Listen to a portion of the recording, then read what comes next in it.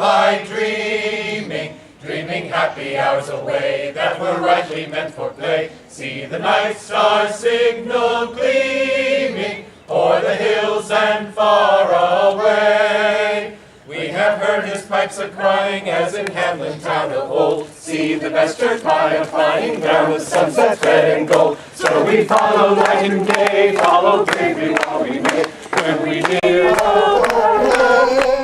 o'er the hills and far away. Tra-la-la-la-la-la-la, o'er the hills and far away. Tra-la-la-la-la-la-la, o'er the hills and far away. Tra-la-la-la-la-la-la, o'er the hills and far away. Tra-la-la-la-la-la-la, o'er the hills and far away.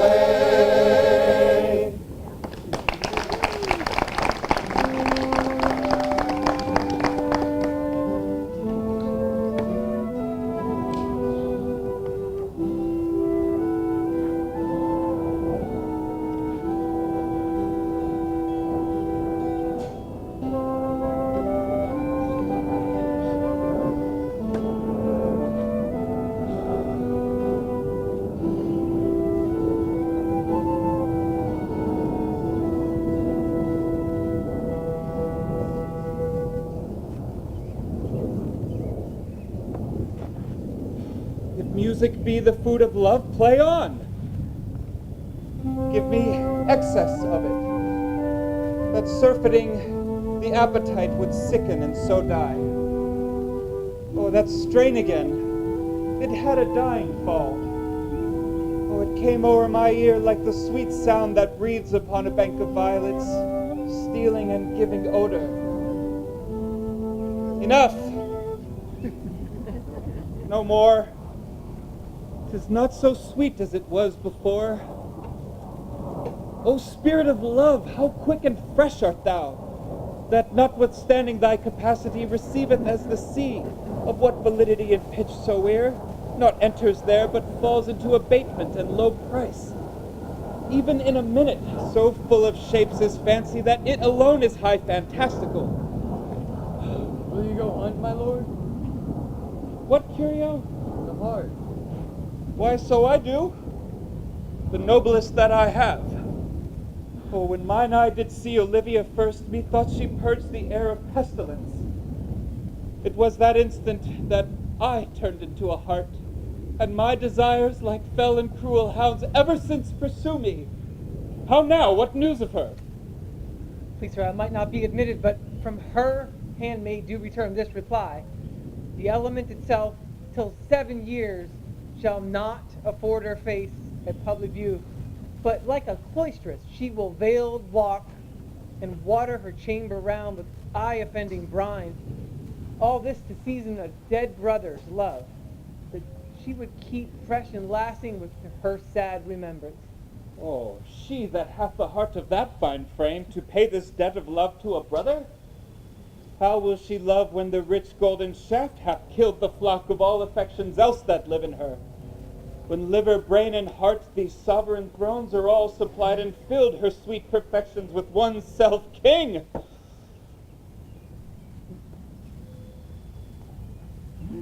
Away before me to beds of flowers, love thoughts lie rich when canopied with bowers.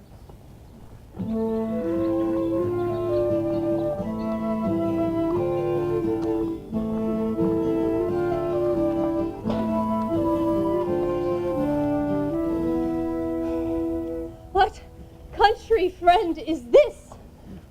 This is Illyria, lady. What shall I do in Illyria? My brother, he is in Elysium. Perchance he is not drowned. What think you, sailor? It is perchance you yourself were saved. Oh, my poor brother. And so, perchance might he be. True, madam. And to comfort you with chance, assure yourself. After our ship did split, when you and those poor numbers saved with you hung on our driving boat, I saw your brother, most provident in peril, bind himself, courage and hope both teaching him the practice, to a strong mast that lived upon the sea, where, like Arion on the dolphin's back, I saw him hold acquaintance with the waves, so long as I could see. For saying so, there's gold. Mine own escape unfoldeth to my hope, whereto thy speech serves for authority, the like of him. Knowest thou this country? Aye, madam, well, for I was bred and born not 3 hours' travel from this very place. Who governs here? A noble duke, in nature as in name. What is the name? Orsino. Orsino. I have heard my father name him. He was a bachelor then? And is so now, or was so very late. For but a month ago I traveled from hence. Then 'twas fresh in murmur, for as you know, what the great ones do, the less will prattle of, that he did seek the love of fair Olivia. What's she? A virtuous maid, the daughter of a count that died some 12 months since, leaving her in the care of his son, her brother, who also died shortly, for whose dear love, they say, she hath abjured the sight of men. Oh, that I served that lady and might not be delivered to this world till I had made mine own occasion mellow what my estate is. That 'twere hard to compass, for she will admit no kind of suit. No, not the Duke's. There is a fair behavior in thee, captain, and though that nature with a beauteous wall doth oft close in pollution, yet of thee I will believe thou hast a mind that suits with this thy fair and outward character. I prithee, and I'll pay thee bounteously, conceal me what I am, and be my aid, for such disguise as haply shall become the form of my intent. I'll serve this duke. Thou shalt present me as an eunuch to him. It may be worth thy pains, for I can sing and speak to him in many sorts of music that will allow me very worth his service. What else may hap to time I will commit. Only shape thou thy silence to my wit.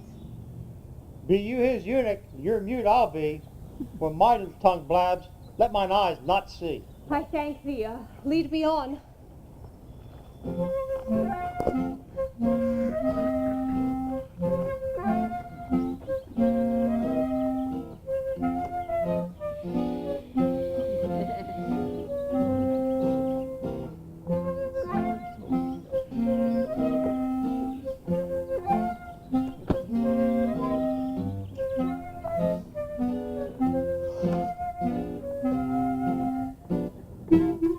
What plague means my niece to take the death of her brother thus? He sure cares an enemy to life. By my troth, Sir Toby, you must come in earlier nights.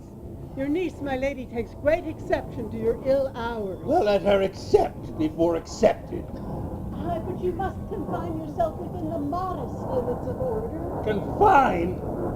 I confine myself no better than I am. These clothes are good enough to drink in. So be these boots, too. And be they not, hang by their own straps. This drinking and quaffing will undo you. I heard my lady speak of it just yesterday, and of a foolish knight you brought in one night here to be her wooer. Who? Sir Andrew Aguchi? Aye, he. Well, he's as tall a man as any in Illyria. What's that to the purpose? Why, he had 3,000 ducats a year. Oh, and he may have but a year in all these ducats, for he's a very fool and a prodigal. Why, that you'll say so. He plays all the vile de gamboys, speaks 3 or 4 languages, word for word, without book, and hath all the good gifts of nature. Oh, he hath indeed all most natural.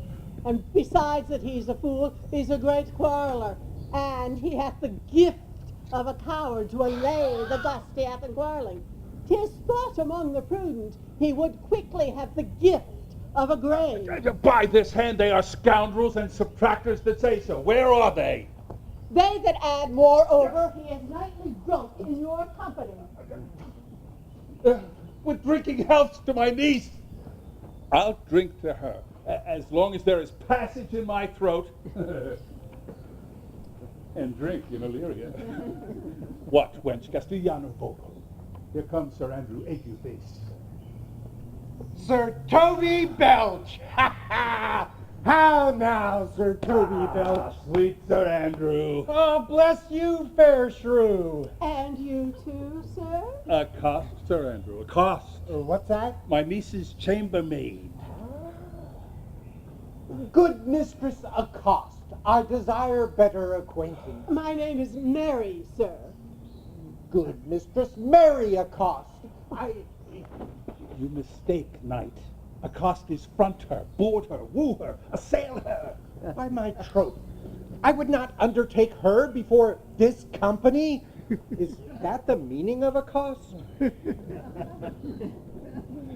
Fare you well, gentlemen. And let part so, Sir Andrew, would that I never draw sword again. And you part so, mistress, I would I might never draw sword again. Fair lady, you think you have fools by the hand? Sir, I have not you by the hand. Mary, but you shall have, and here's my hand. Now, sir, thought is free. I pray you, bring your hat to the buttery bar and let it drink. Wherefore, sweetheart, what's your metaphor? It's dry, sir. Oh, I should think so. I'm not such an ass, but I can keep my hand dry. But what's your jest? It's a dry jest, sir. Are you full of them? I have them at my fingers' ends. Mary, now I let go your hand. I am buried. Oh, knight, when did I ever see thee thus put down? Thou lackst the cup of canary. Never in your life, I think, unless you see canary put me down. Methinks sometimes I have no more wit than a Christian or an ordinary man has. But I am a great eater of beef, and I believe that does harm to my wit. No question. I thought so, I'd forswear it. I'll ride home tomorrow, Sir Toby. Pourquoi, dear knight? Pourquoi? What is pourquoi? Do or not do? Would I had bestowed that time to tongues that I have to fencing, dancing, bear baiting. Oh, had I but followed the arts. Yeah. Then thou hast had an excellent head of hair. Would that have mended my hair? Of course, for you see it will not curl naturally. But it suits me well enough, does it not? Like flax on a distaff. I would have a housewife take thee between her legs and spin it off. Faith, I'll ride home tomorrow. Your niece will not be seen, and if she be, it's 4-1 she'll none of me. The Count himself here hard by woos her. She'll none of the Count. She'll not match above her estate, neither in years, wit, nor estate. I've heard her swear at Tut. There's hope in it, man. I'll stay a month longer. I am the strangest mind in the world. I delight in masks and revels, sometimes all together. Art thou good at these kickshaws this night? As any man in Illyria, whatsoe'er he be, under the degree of my betters, and I will not compare to an old man. What is thy excellence in the galliard, knight? Faith, I can cut a caper, and I think I have the back trick simply as strong as any man in Illyria. Wherefore are these virtues hid? Why have these virtues a curtain before them? Are they like to take dust like Mistress Maule's picture? Why, thou shouldst go to church in a galliard and come home in a coranto. My very walk would be a jig. I would not so much as make water, but in a syncope. Is this a world to hide virtue in? I do believe by the firm fixture of thy foot that it was formed under the star of the galliard.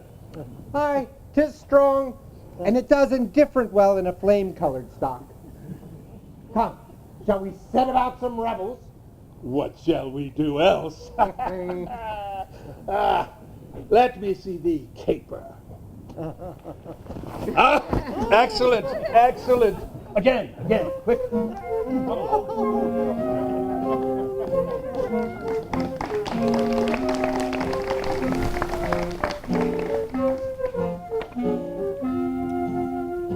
Cesario, if the Duke continues these favors towards you, you're likely to be much advanced. He's known you but 3 days, and already you are no stranger. You either fear his humor or my negligence that you call in question the continuance of his love. Is he a inconstant, sir, in his favors? No, believe me. I thank thee. Here comes the count. Who saw Cesario? Ho! On your attendance, my lord, here. Stand you a while aloof. Cesario, thou knowest no less but all. I have unclasped soul. Therefore, good youth, address thy gate unto her.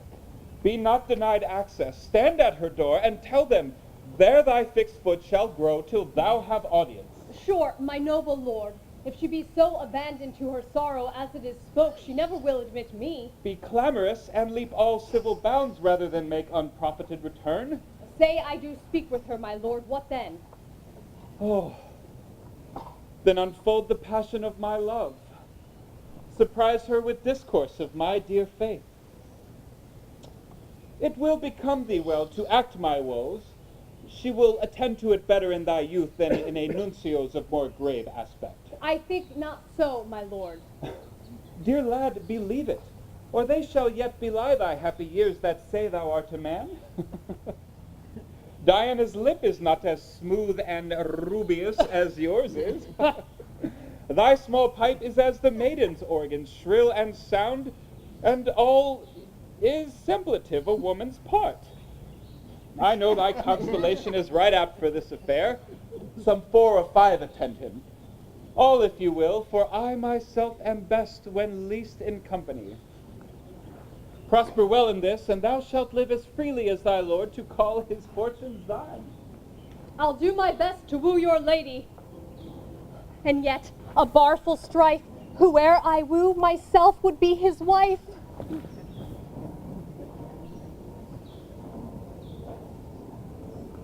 Nay, either tell me where thou hast been, or my lips will not open so wide as a bristle may enter in by way of thy excuse. My lady will hang thee for thy absence. Let her hang me. He that is well hanged in this world need to fear no colors. Make that good. He shall see none to fear. A good Lenten answer. I know where that saying was born of, I fear no color. Where, good Mistress Mary? In the wars, and that you may be bold to say in your foolery. Well, God give them wisdom that have it, and those that are fools, let them use their talents. But yet you will be hanged, or yet turned away for being so long absent. Is that not as good as a hanging to you? Many a good hanging prevents a bad marriage. And as for turning away, let summer bear it out. You are resolute then. Not so, neither. But I am resolved on 2 points. That if one break, the other will hold, and if both break, your Gascons will fall. Apt in good faith, very apt. Well, go thy way. If Sir Toby would leave drinking, thou wert as witty a piece of Eve's flesh as any in Illyria. Peace, you rogue, enough of that. Here comes my lady. Make your excuse wisely, you were best.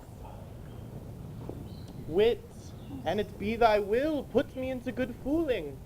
For those fools that think they have thee do very oft prove wits, and I, that am sure I lack thee, may pass for a wise man. For what says Quinopolis? Better a witty fool than a foolish wit. God bless thee, lady! Take the fool away. Do you not hear, fellows? Take away the lady. Go to, you're a dry fool. I'll know more of you. Besides, you grow dishonest. 2 faults, Madonna, that drink and good counsel will amend. For give the dry fool drink, then is the fool not dry. Bid the dishonest man mend himself. If he mend, he is no longer dishonest. If he cannot, let the botcher mend him. Anything that's mended is but patched. Virtue that transgresses is but patched with sin, and sin that amends is but patched with virtue. If that this simple syllogism will serve, so. If it will not, what remedy? The lady bade take away the fool, therefore I say again, take her away. Sir, I bade them take away you. Misprision in the highest degree. Lady, copulus non facit manicum. That's as much to say as I wear not motley in my brain. Good Madonna, give me leave to prove you a fool. Can you do it? Dexterously, good Madonna. Make your proof. I must catechize you for it, Madonna. Good my mouse of virtue, answer me. For want of other idleness, I'll bide your proof. Good Madonna, why mournest thou? Good fool for my brother's death. I think his soul is in hell, Madonna. I know his soul is in heaven, fool. The more fool, Madonna, to mourn for your brother's soul being in heaven. Take away the fool, gentlemen. What think you of this fool, Malvolio? Doth he not mend? Yes, and shall Gild to the pangs of death shake him. Infirmity that decays the wise doth ever make the better fool. God send you, sir, a speedy infirmity, for the better increasing your folly. What say you to that, Malvolio? I marvel your ladyship takes delight in such a barren rascal. I saw him put down the other day with an ordinary fool that hath no more brain than a stone. Look you now, he's out of his god already. Unless you laugh and minister occasion to him, he is gagged. I take these wise men with crows so at these set kind of fools, no better than the fools zany. Oh, you are sick with self-love, Malvolio, and taste with a distempered appetite. To be generous, guiltless, and of free disposition is to take those things for bird bolts that you deem cannon bullets. There is no slander in an allowed fool, though he do nothing but rail, nor no railing in a known discreet man, though he do nothing but reprove. Now, Mercury endue thee with leasing, for thou speakest well of fools. Madam, there is at the gate a young gentleman much desires to speak with you. From the Count Orsino, is it? I know not, madam. 'Tis a fair young man and well attended. Well, who of my people hold him in delay? Sir Toby, madam, your kinsman. Fetch him off, I pray you. He speaks nothing but madman. Fie on him. Go you, Malvolio. If it be a suit from the Count, I am sick or not at home, what you will to dismiss it. Now you see, sir, how your fooling grows old, and people dislike it. Thou hast spoke for us, Madonna, as if thy eldest son should be a fool, whose skull Jove cram with brains. Oh, for here he comes. One of thy kin has a most weak pia mater. By mine honor, half drunk. What is he at the gate, cousin? Gentlemen. A gentleman? What gentleman? There's a gentleman here. Pickle herrings. How now, son? Good Sir Toby! Cousin, how come thee so early by this lethargy? Lechery? I defy lechery. There's one at the gate. Aye, marry, what is he? Let it be the devil, and he will. I care not. Give me faith, I say. Well, it's all one. What's a drunken man like, fool? Like a drowned man, a fool, and a madman. One dropped above heat makes him a fool, a second mads him, and a third drowns him. Go thou then, and seek the crowner, and let him sit on my cause, for he's in the 3rd degree of drink. He's drowned. Go look after him. He is but mad yet, Madonna, and the fool shall look to the madman. Madam, yon young fellow swears he will speak with you. I told him you were sick. He says he understands so much, and therefore comes to speak with you. I told him you were asleep. He seems to have foreknowledge of that too, and therefore comes to speak with you. What's to be said to him, lady? He's fortified against any denial. Tell him he shall not speak with me. Has been told so. And he says he'll stand at your door like a sheriff's post, or be the supporter to a bench. But he'll speak with you. What sort of man is he? Why, mankind. What manner of man? A very ill manner. He'll speak with you, will you or no. Of what personage and years is he? Not yet old enough for a man, nor young enough for a boy, as a squash is before 'tis a peas cod, or a codling when 'tis almost an apple. 'Tis with him in standing water between boy and man. He is very well favored, and speaks very shrewishly. One would think his mother's milk was scarce out of him. Let him approach. Call my gentlewoman. Gentlewoman, my lady calls. Come, give me my veil. Throw it o'er my face. We'll once more hear Orsino's embassy.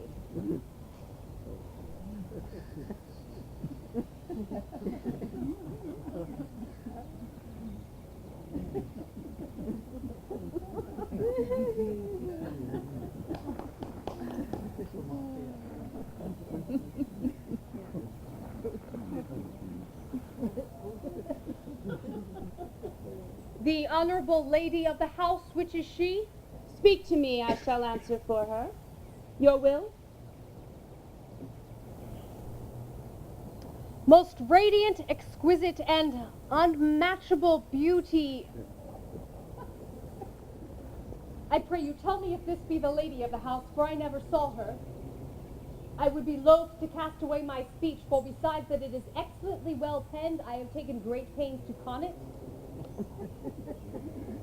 Good beauties, let me sustain no scorn. I am very comfortable even to the least sinister usage. Whence came you, sir? I can say little more than I have studied, and that question's out of my part. Good, gentle one, give me modest assurance, if you be the lady of the house, that I may proceed in my speech. Are you a comedian? No, my profound heart. And yet, by the very fangs of malice, I swear I am not that I play. Are you the lady of the house? If I do not usurp myself, I am. Most certain, if you are she, you do usurp yourself, for what is yours to bestow is not yours to reserve. But this is from my commission. I will on with my speech in your praise, and then show you the heart of my message. Come to what is important in it. I forgive you the praise. Alas, I have taken great pains to study it, and 'tis poetical. It is more the like to be feigned. I pray you keep it in. I had heard you were saucy at my gates, and allowed your approach rather to wonder at you than to hear you. If you be not mad, be gone. If you have reason, be brief. 'Tis not that time of the moon with me to make one in so skipping a dialogue. Will you hoist sail, sir? Here lies your way. No, good swabber, I am to hold here a little longer. Some mollification for your giant, sweet lady? Tell me your mind. I am a messenger. Sure, and you have some fearful message to deliver, since the courtesy of it is so fearful. Speak your offer. It alone concerns your ear.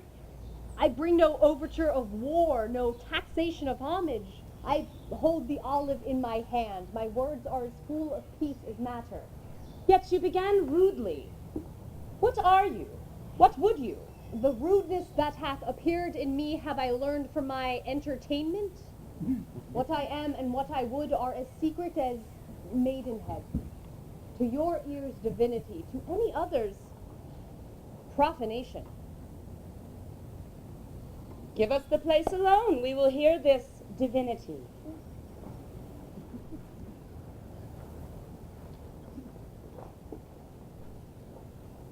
Now, sir, what is your text?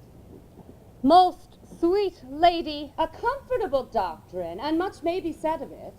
Oh, where lies your text? In Orsino's bosom. In his bosom?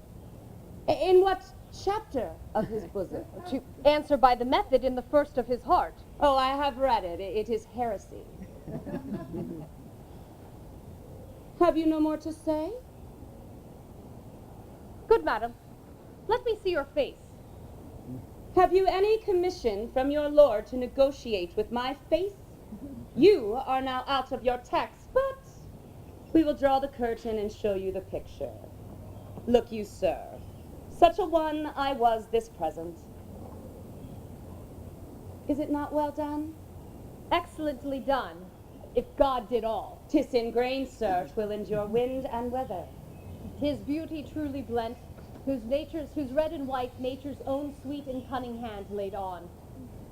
Lady, you are the cruelest she alive, if you will lead these graces to the grave and leave the world no copy. Oh, sir, I will not be so hard-hearted. I shall hand out diverse schedules of my beauty. It shall be inventoried, and every particle and utensil labeled as to my will, as in item, 2 lips in different red, item 2 gray eyes with lids to them, 1 neck, 1 chin, and so forth.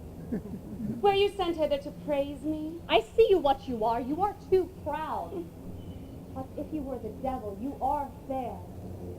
My lord and master loves you. Oh, such love could be but recompense, though you were crowned with a nonpareil of beauty. How does he love me? With adoration, fertile tears, with groans that thunder love, with sighs of fire. Your lord does know my mind. I cannot love him. Yet I suppose him virtuous, know him noble, of great estate, of fresh and stainless youth, in voices well divulged, free, learned, valiant, and in dimension and the shape of nature, a most gracious person.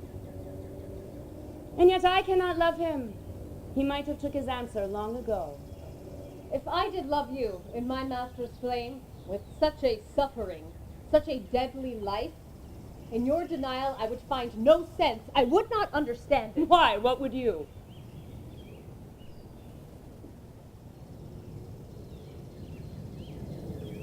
Make me a willow cabin at your gate, and call upon my soul within the house. Write loyal cantons of contemned love, and sing them loud, even in the dead of night. Hallo your name to the reverberate hills, and make the babbling gossip of the air cry out, Olivia! Oh. You should not rest between the elements of air and earth, but you should pity me.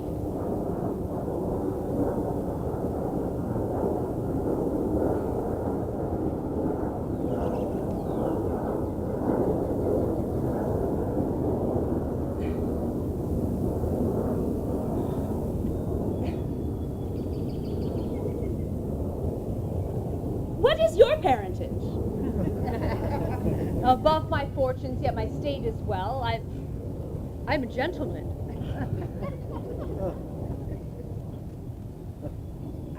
Get you to your lord. I cannot love him. Let him send no more. Unless, perchance, you come to me again to tell me how he takes it. Fare you well. I thank thee for thy pains. Oh, here, spend this for me. I am no feed post, lady, keep your purse. My master, not myself, lacks recompense.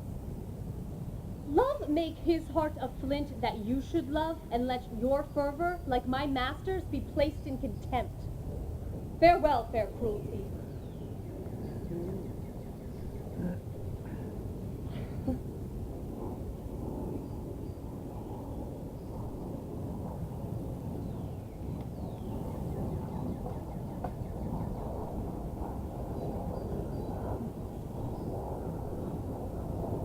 What is your parentage?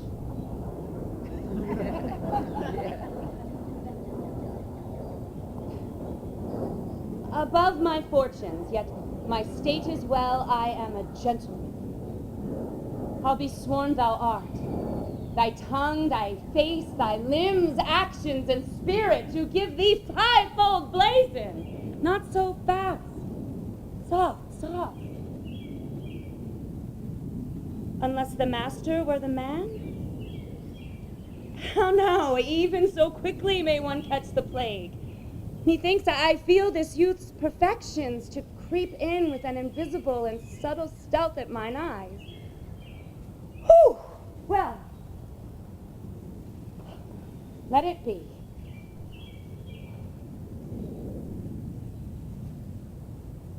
How now, Malvolio?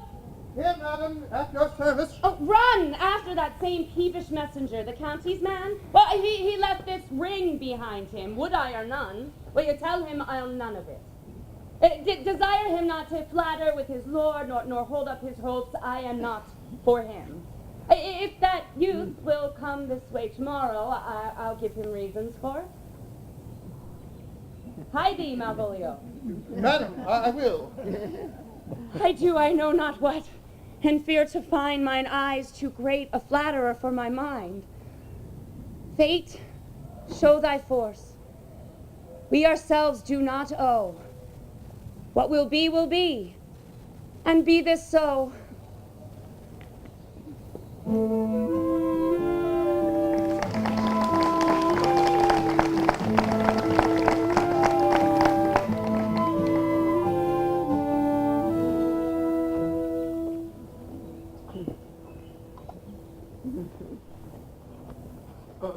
Will you stay no longer? Or will you not that I go with you? By your patience, no. My stars shine darkly over me. The malignancy of my fate might perhaps distemper yours. Therefore, I shall crave of you your leave, so that I may bear my evils alone. It were a bad recompense for your love to lay any of them on you. Let me yet know of you whither you are bound. No sooth, sir. My determinate voyage is mere extravagancy.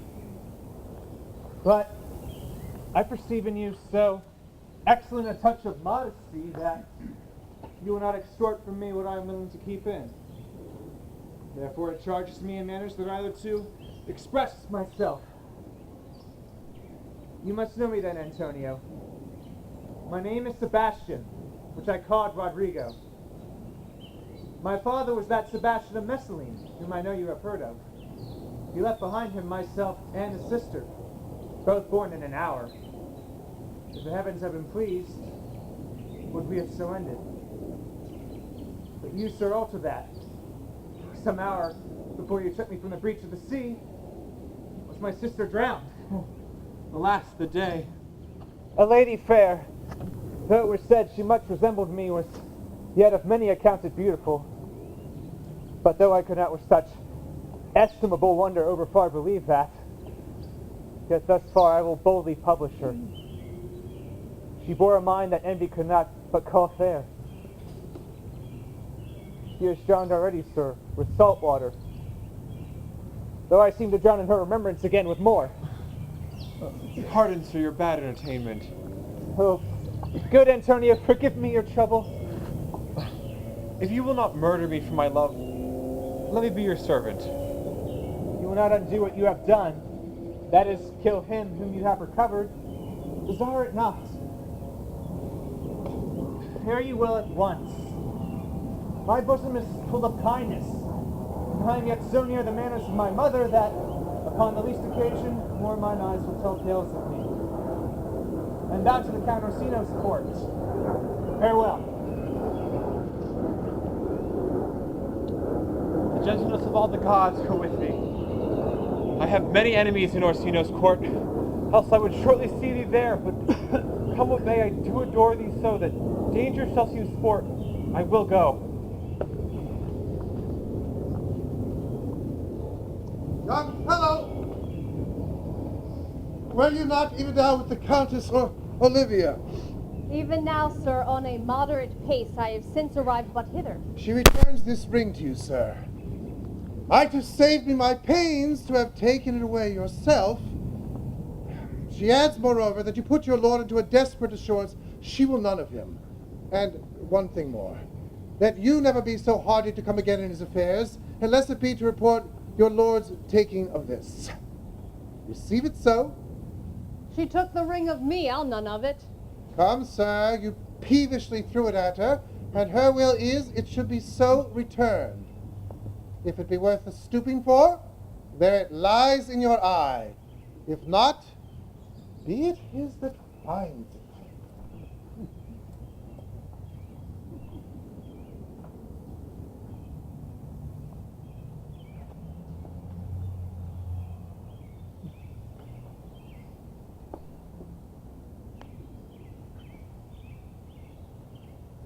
I left no ring with her. What means this lady? Fortune forbid my outside have not charmed her. She made good use. Indeed, so much that sure methought her eyes had lost her tongue, for she did speak in stark distractedly. She loves me! Sure! The cunning of her passion invites me in this churlish messenger. None of my lord's ring? Why, he sent her none. I am the man. And if it be so as 'tis, poor lady, she were better love a dream. Disguise, I see thou art a wickedness wherein the pregnant enemy does much. How easy is it for the proper false in women's waxen hearts to set their forms? Alas, our frailty is the cause, not we, for such as we are made, if such we be. How will this fadge? My master loves her dearly, and I, poor monster, fond as much on him, and she, mistaken, seems to dote on me. What will become of this? As I am a man, my state is desperate for my master's love. As I am a woman, now alas the day, what thriftless sighs shall poor Olivia breathe? Time, thou must untangle this, not I. It is too hard a knot for me to untie.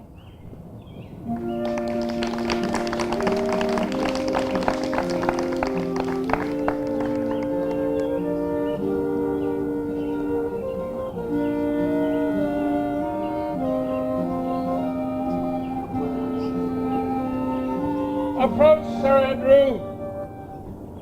To be up after midnight is to be up betimes, and deliculo scusere, thou knowest. By my troth, I know not. But I know to be up late is to be up late. A false conclusion. I hate it as an unfilled can. To be up after midnight and to go to bed then is early. So to be up after midnight and to go to bed is to go to bed betimes.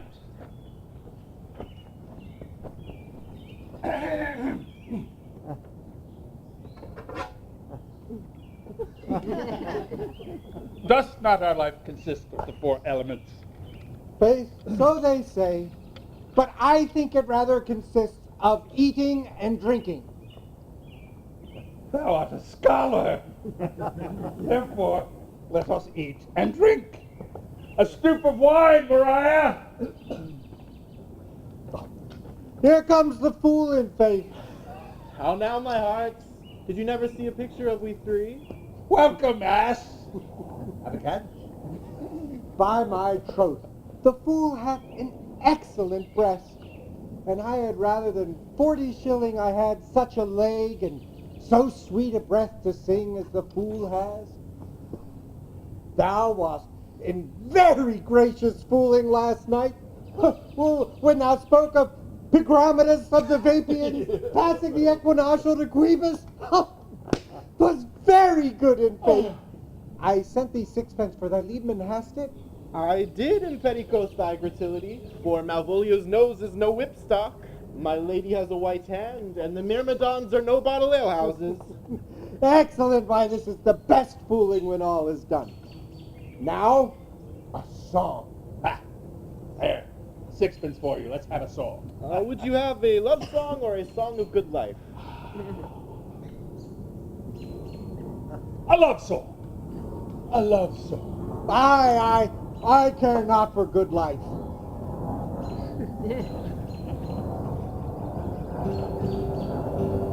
Oh, mistress mine, where are you roaming? Oh, stay and hear your true love's coming, who can sing both high and low. Trip no further, pretty sweeting, journeys end in lovers meeting. Every wise man's son doth know. Excellent, good. Good, good. What is love? What hereafter? Present mirth hath present laughter. To come is still unsure. In delay there lies no plenty. So come kiss me, sweet and 20. Youth's a stuff will not endure.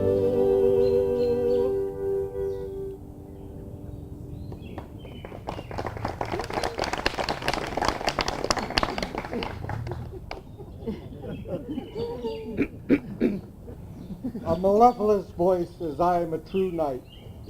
Very mellifluous indeed. Very sweet and contagion. To hear by the nose, it is dulcet in contagion. But shall we make the welkin dance? Shall we rouse the night owl in a catch that would lure 3 souls out of 1 weaver? Shall we do that? And you love me? Let's do it! I'm a dog at a catch. By a lady, sir, and some dogs do catch well. Most certain. Let our catch be thou knave. Hold thy peace, thou knave knight. I shall be constrained in it to call thee knave. Well, 'tis not the first time I've constrained one to call me knave. Now, begin. It begins. Hold thy peace. I shall never begin if I hold my peace. Good in faith. Now, begin. Hold thy peace, and I pray thee hold thy peace. Thou knave, hold thy peace. I pray thee hold thy peace. And I Thou pray knave, peace, and I pray thee hold thy peace. Pray thee hold thy peace. Thou peace. I pray thee hold thy peace. Thou knave, and I pray thee hold thy peace. Thou knave, pray thee hold thy peace. Thou knave, Thou knave, hold thy peace. What caterwauling do you keep here? If my lady hath not called up her steward Malvolio and bid him turn you out of doors, never trust me.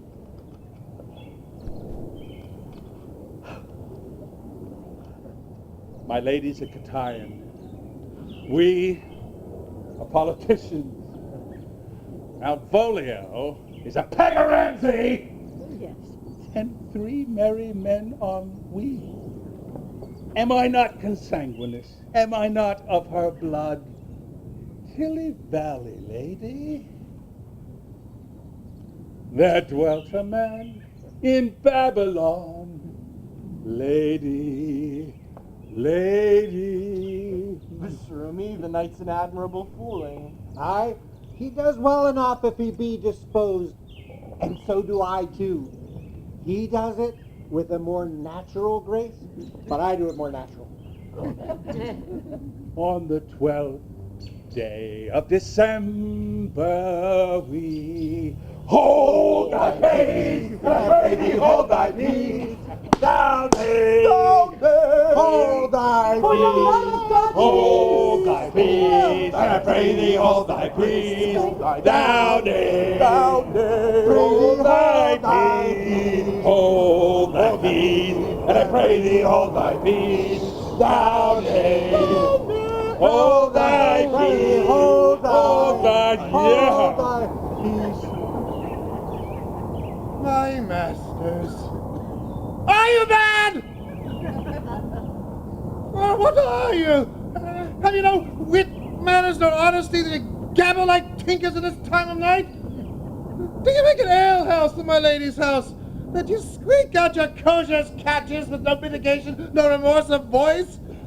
Is there no respect of place, persons, nor time in you? Ah, we did keep time, sir, in our catches. Snack up. Sir Toby, I must be round with you. My lady bade me tell you that though she harbors you as her kinsman, she is nothing allied to your disorders. If you can separate yourself and your misdemeanors, you are welcome to the house. If not, and it would please you to take your leave of her, she is very willing to bid you farewell.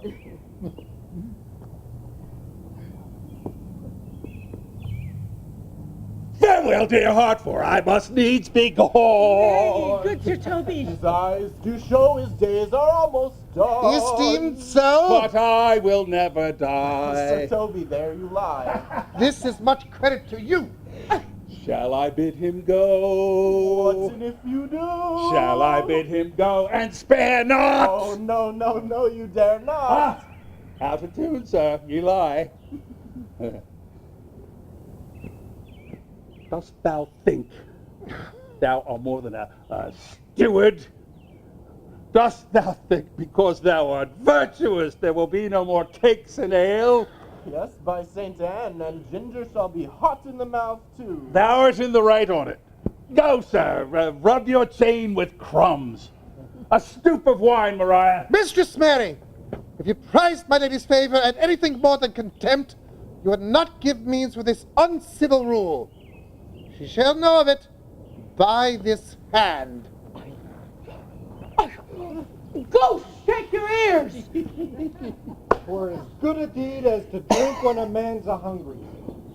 To challenge him to the field, and then break promise with him and make a fool of him. Do it, knight! I'll write thee a challenge, or I'll deliver it by word of mouth. Nay, good Sir Toby, be patient. Since the use of the counts was today with my lady, she is much out of quiet.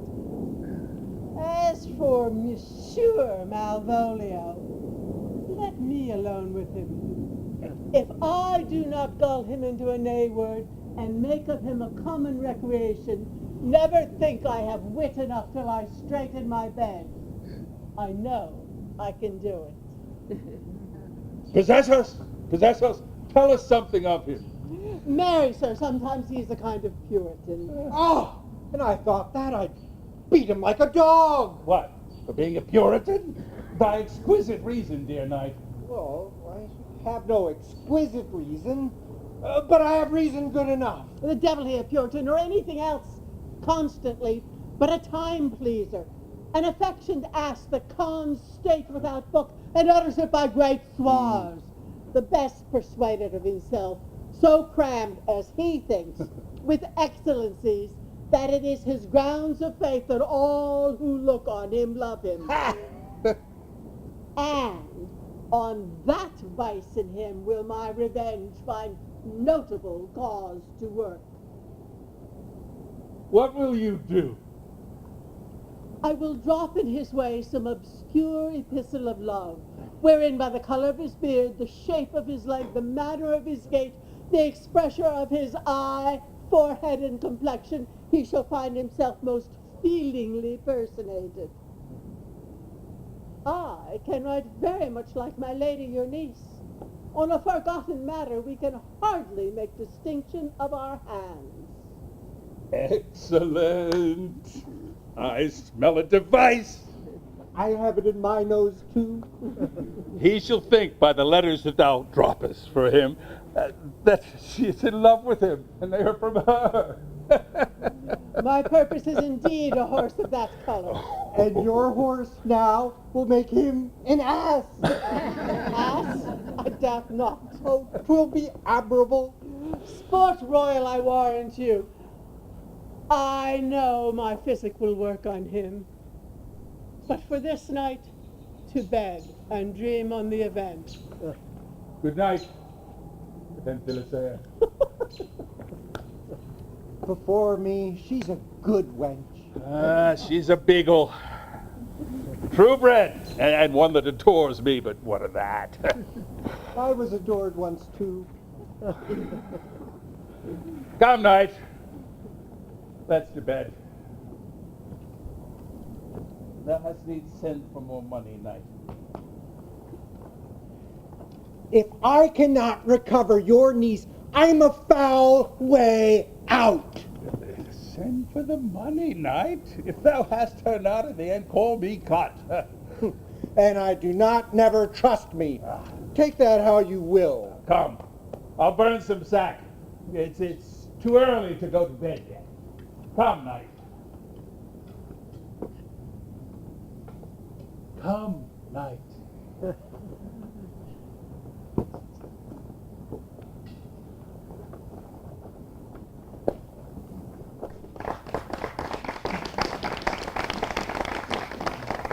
Give me some music. Now, good morrow, friends. Now, good Cesario, but that piece of song. That old and antique song we heard last night. Methought it did relieve my passion much, more than light airs and recollected terms of these most brisk and giddy-paced time. Come but one verse. He's not here, so please your lordship that should sing it. Who is it? Bessay the jester, my lord, a fool the lady Olivia's father took much delight in. He's about the house. Seek him out and play the tune the while.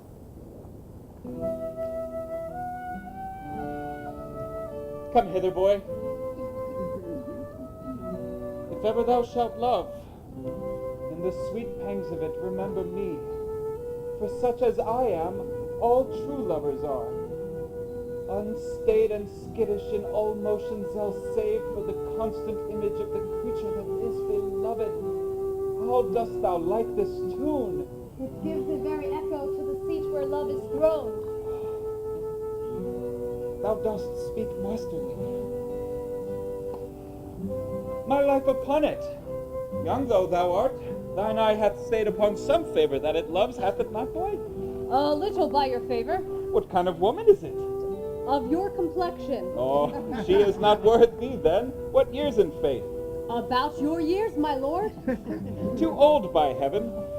Let still the woman take an elder than herself. So wears she to him, so sways she level in her husband's heart. For, boy, however we do praise ourselves, our fancies are more giddy and unfirm, more longing, wavering, sooner lost and worn than women's are. I think it well, my lord.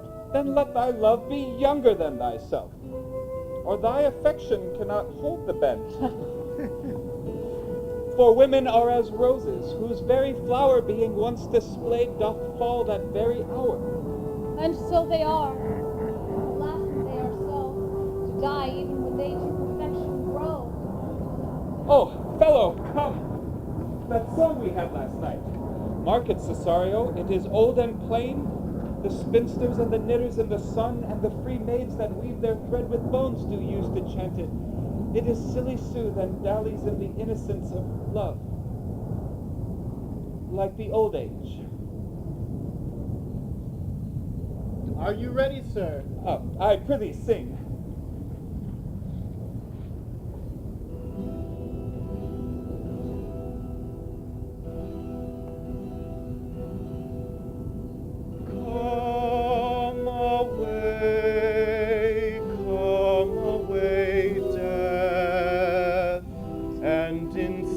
Cypress, let me be laid. Fly away, breath. I am slain by a fair, cruel maid. My shroud of white stuck all with you. Oh, prepare it. My part of death, no one so true did share it.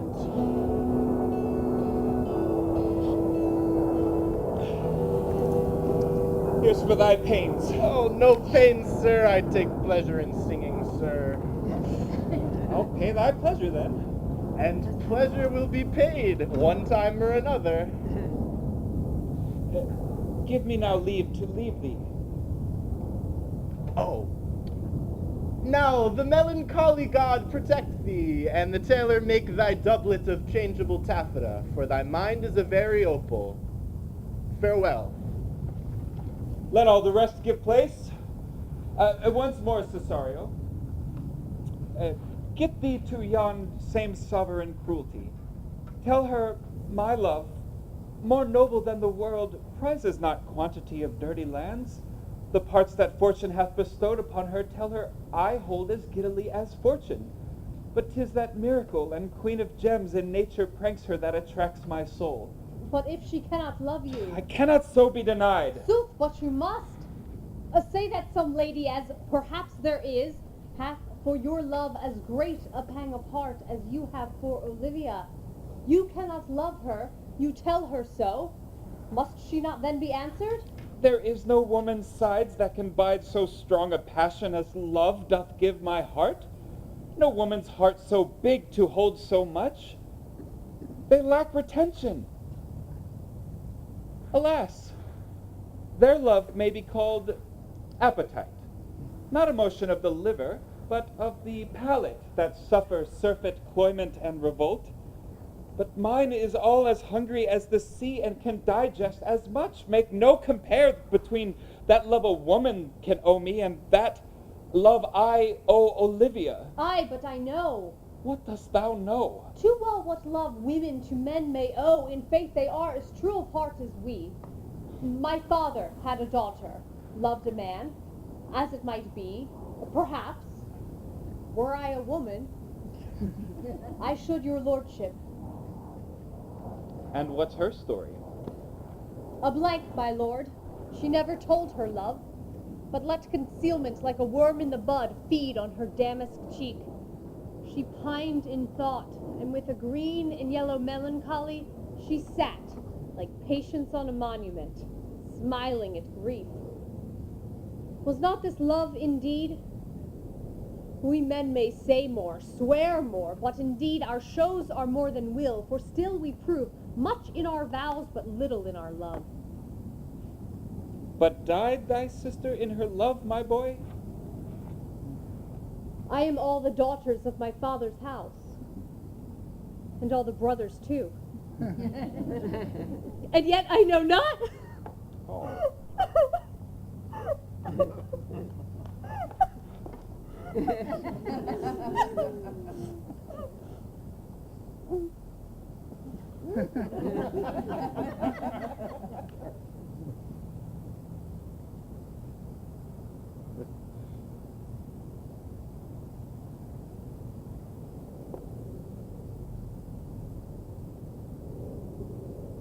Sir, shall I to this lady? Aye, that's the theme. Give her this jewel. Tell her my love can give no place, bide no delay.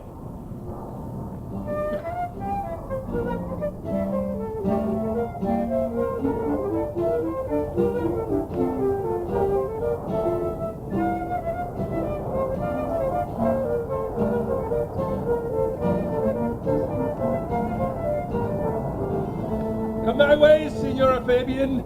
Nay, I'll come. If I lose a scruple of this sport, let me be boiled to death with melancholy. Wouldst thou not be glad to have the niggardly, rascally sheep-biter come by some notable shame? I would exult, man. You know, he brought me out of favor with my lady over a bear-baiting here. To anger him, we shall have the bear again, and we shall beat him black and blue, shall we not, Sir Andrew? And we do not, 'tis pity on our lives. Ah, here comes my little villain. How now, my metal of India? Get ye all three into the box tree. Malvolio's coming down this walk. He's been yonder in the sun, practicing behaviors to his own shadow this half hour. If you observe him in the love of mockery, for I know this letter will make a contemplative idiot of him. Close in the name of jesting. Lie thou there, for here comes the trout that must be caught with tickling.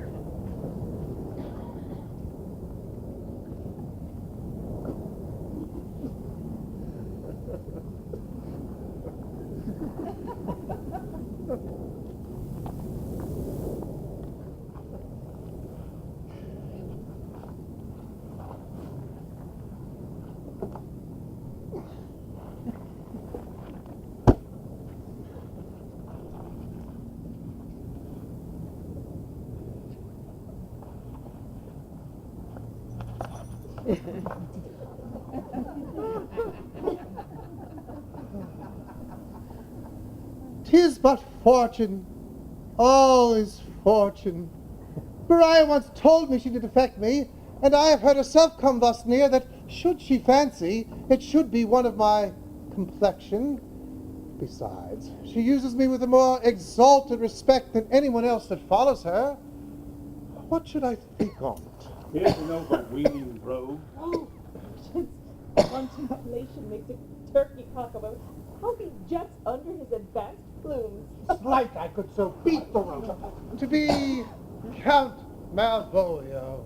Ah, rogue. There is example for it. The lady of the strait she married, the yeoman of the wardrobe.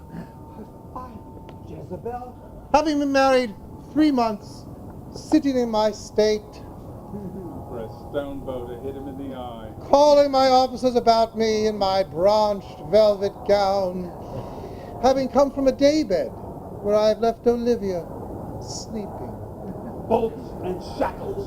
And after a demure travel of regard, telling them I know my place, as I would they should do theirs, to ask for my kinsman Toby. Fire and brimstone. Servant of my officers, with an obedient start, make out for him. I frown the while, or perchance wind up watch, or play with my some rich jewel. Toby approaches. Just neck kneels there to me. Shall this fellow live? I extend my hand to him thus, quenching my familiar smile of regard for an austere regard of control, saying, Kinsman Toby, my fortunes have been cast me on your niece. Give me this prerogative of speech. What? You must amend your drunkenness. Besides, you waste the treasure of your time with a foolish knight. That's me, I warrant. One Sir Andrew. I knew it was I for many to call me fool. What employment have we here? Now is the woodcock here to jig? By my life, this is my lady's hand. These be her very C's, her U's, and her T's, and thus makes she her great P's. Without a lot of contention, this is her hand. To the unknown beloved, this, and my good wishes, her very phrases. By your leave, wax, soft, the impression her decrease with which she uses to seal. 'Tis my lady. To whom should this be? Wins in liver and all. Jove knows I love, but whom? Lips do not move, no man must know. No man must know. What follows? The number's altered. No man must know. If this should be thee, Malvolio, Marry, hang thee. I may command where I adore, but silence like a Lucrece knife with patient stroke my heart doth gore. M-O-A-I doth sway my life. Excellent when you say that. M-O-A-I doth sway my life. Nay, but first let me see. I may command where I adore. Why, she may command me. I serve her, she is my lady. This is obvious to any formal construction. There's no obstacle in this. And the end. What should that alphabetical position portend? If I could make this resemble something in me, softly, Mo-I. Hang that. Now a cold set. Souter would cry on it for all this, though it be as ripe as a fox. M. Malvolio. M. Why, that begins my name! Did I not know he would work it out for the current excellent default? But then there is no consonancy in the sequel. That suffers under probation. A should follow, but O does. And I comes behind. M-O-A-I. Oh, this simulation is not as the former. And yet, were I to crush it a little, it would bow to me. Soft. Here follows prose. If this fall into thy hands, revolve.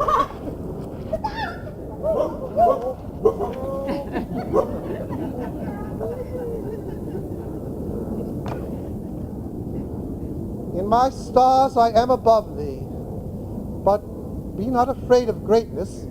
Some are born great, some achieve greatness, and some have greatness thrust upon him. Thy fates open thy hands, let thy blood and spirit embrace them, and to inure thyself to what thou art like to be, cast thy humble sloth and appear fresh. Be opposite with a kinsman, serve with servants, let thy tongue tang arguments of state, put thyself in the trick of singularity. She thus advises thee that sighs for thee. Remember who commended thy yellow stockings, and wished to see thee ever cross-gartered. I say, remember. Go to, thou art made if thou desirest to be so. If not, Let me see thee a steward still. The fellow of servants are not worthy to touch fortune's fingers. Farewell. She that would alter services with thee, the fortunate unhappy.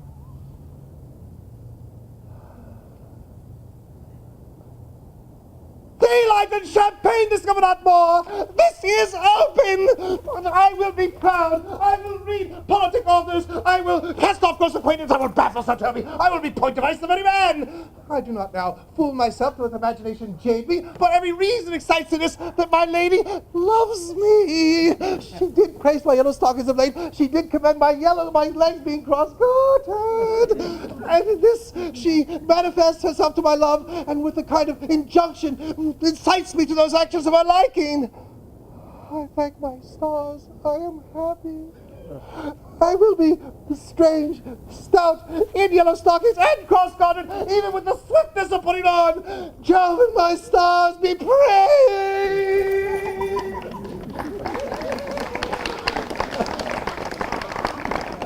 Here is the bowsprit! Thou canst not choose but know who I am. If thou entertainst my love, let it appear in thy smiling. Thy smiles become thee, so in my presence still smile, dear my sweet, I prithee. Jove, I thank thee. I will smile. I will do everything thou wilt have me.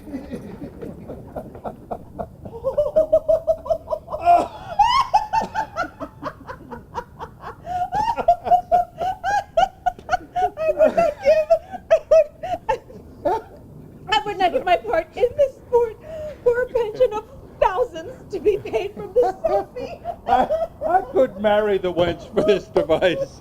So could I too. And ask no other dowry of her but such another guest. Nor I now. Here comes my noble gull catcher.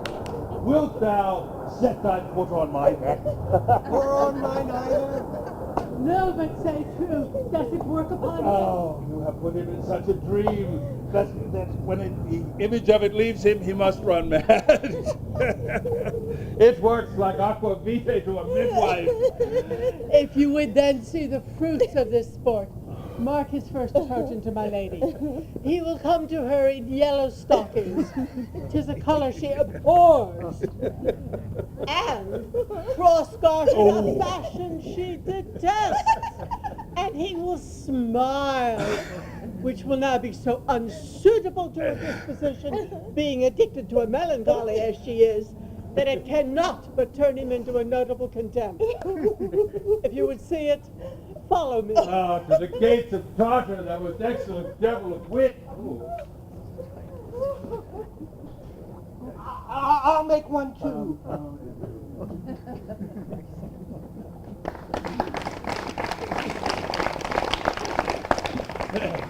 Good gentles, with your kind permission, the time has come for intermission.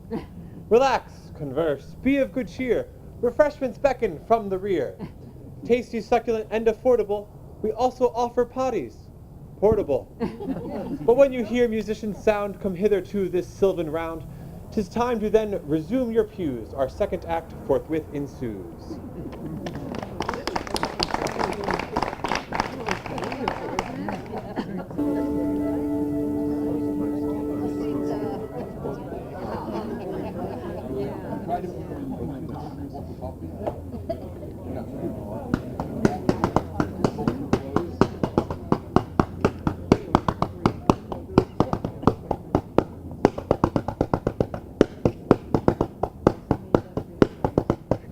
Save thee, friend, and thy music.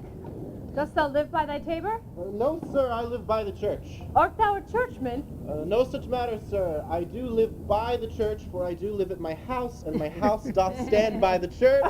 So thou mayest say, the king lies by a beggar if a beggar dwell near him, or the church stand by thy tabor if thy tabor stand by the church?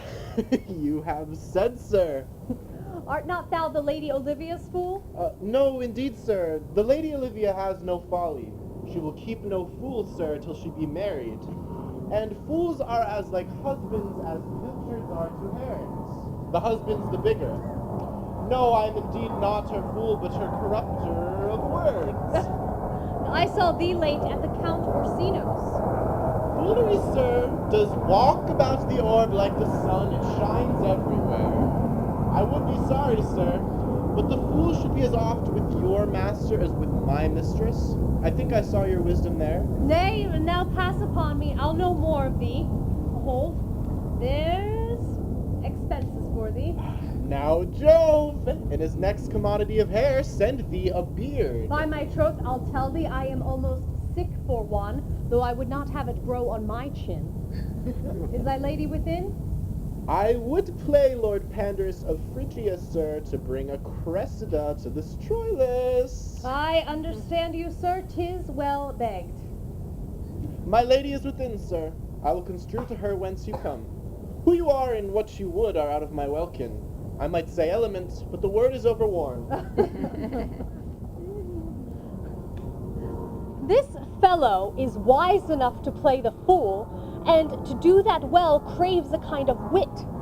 He must observe their mood on whom he jests, the quality of persons and the time, and like the haggard, check every feather that comes before his eye. The practice is full of labor as a wise man's art. For folly that he wisely shows spit, the wise men, folly fallen, quite taint their wit.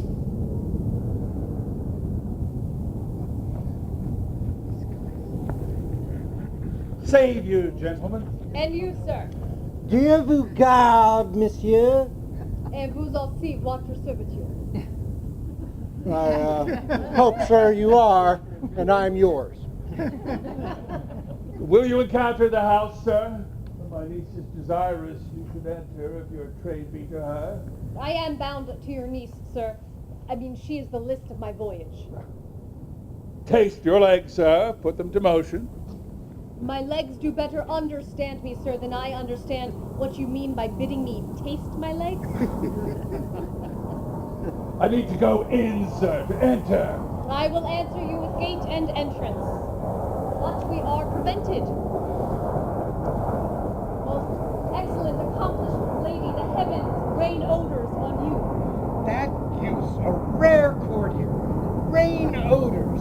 Well, My matter hath no voice but to your own most pregnant and vouchsafed ear.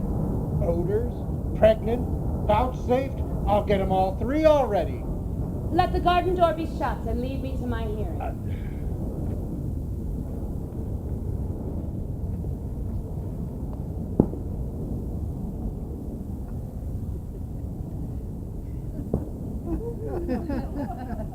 Give me your hand, sir. My duty, madam, and most humble service. What is your name? Cesario is your servant's name, fair princess. My servant, sir. 'Twas never merry world since lowly feigning was called compliment. Your servant to the Count Orsino, you. And he is yours, and his must needs be yours. Your servant's servant is your servant, madam. For him I think not on him. For his thoughts would they were blanks rather than filled with me. Madam, I come to whet your gentle thoughts on his behalf. I pray you, I bade you never speak again of him, but should you wish to undertake another suit, I had rather hear you to solicit that than music from the spheres. Dear lady, By your leave, beseech you. I did leave after your last enchantment here, a ring in chase of you. So did I abuse myself, my servant, and I fear me you. But under your hard construction must I sit to force that on you in a shameful cunning that you knew none of yours. What might you think?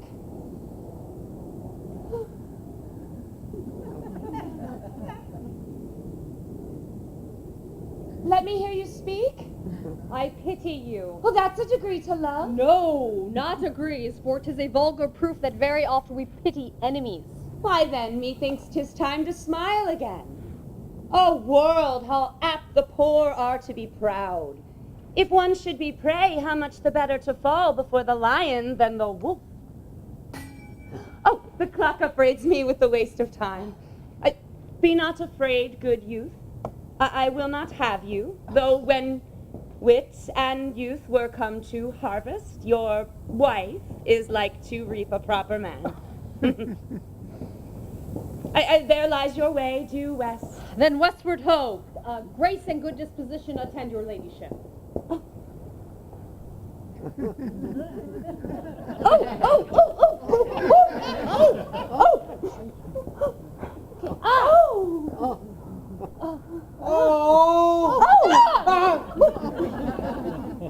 Stay! I prithee tell me what thou thinkst of me. That you do think you are not what you are. If I think so, I think the same of you. Then think you right, madam. I am not what I am. Would you were as I would have you be? Would it be better, madam, than I am? I wish it might, for now I am your fool. Oh, with a deal of scorn looks beautiful in the contempt and anger of his lip.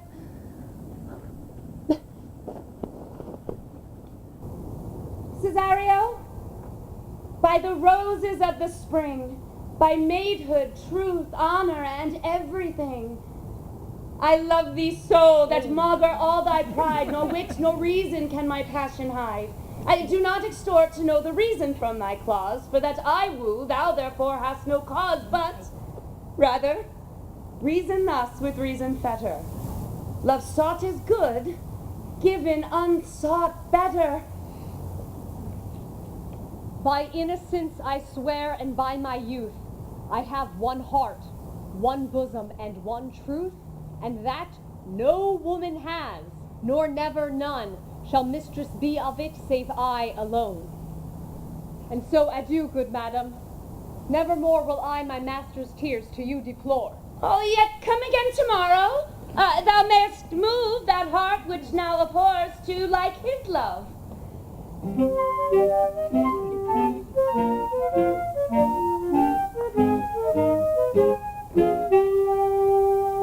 No, Faith, I'll stay not a jot longer. Thy reason, dear Venom, give thy reason. You must needs yield your reason, Sir Andrew. Mary, I saw your niece give more favors to the Count's serving man than ever she bestowed upon me. I saw it in the garden. What did she see thee the while, old boy? Ask me that. As plain as I see you now. Oh, there was a great argument of love in her toward you. Slut. Will you make an ass of me? I will prove it legitimate, sir, upon the oaths of judgment and reason. And they have been grand jurymen since before Noah was a sailor.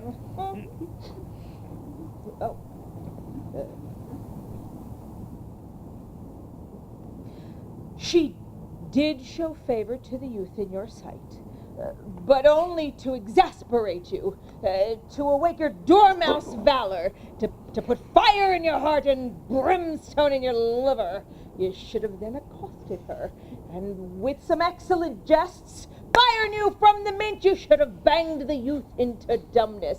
This was looked for at your hand, and this was balked. The double guilt of this opportunity you let time wash off, and now you are sailed into the north of my lady's opinion, where you shall hang like an icicle on a Dutchman's beard. Lest you do redeem it by some laudable attempt at either valor or policy. Let it be anyway. Let it be with valor. For policy I hate. Well, then, build me thy future on the basis of violence. Challenge me, the youth. Hurt him in 11 ways. My niece will take note of it. And assure thyself there is no love broker in the world can more prevail in a man's commendation with woman than a report of valor. Oh, there is no way but this, Sir Andrew. Will either of you bear me a challenge to him? Go! Write it with a martial hand. Be curse, but brief. No matter if it be witty, so long as it is eloquent and full of invention. If thou oust him some 3 times, it will make no matter. And as many lies as will lie in thy sheet of paper. Go. Where will I find you? We'll call on thee at the Coviculo. Go, go.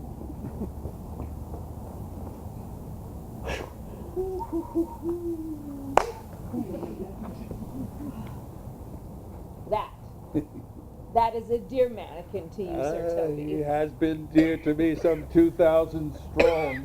We shall have a rare letter from him. But you'll not deliver it. Never doubt me then. By all means, hail on the youth to a response. I'm sure oxen and wain ropes could not pull them together. For Sir Andrew, if he were opened and you find so much blood in his liver as would fit in the foot of a flea, I'll eat the rest of the anatomy.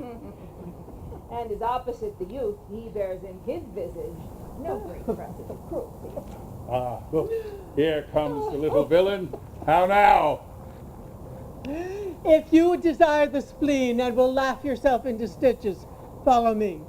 Yond gull Malvolio's turned heathen, a very renegado, for there is no Christian who means to be saved by bleeding whitely could ever believe such impossible passages of grossness. He's in yellow stockings. Cross-gartered. Most villainously, like a pedant that keeps the school of the church. I have dogged him like his murderer. He doth obey every point of the letter I dropped to betray him. He does smile his face into more lines than are on the new map, with the augmentation of the Indians. You have never seen such a thing as 'tis. I could hardly forbear hurling things at him. I know my lady shall strike him, and when she do, he will smile and take it as a great favor. Come, bring us where he is.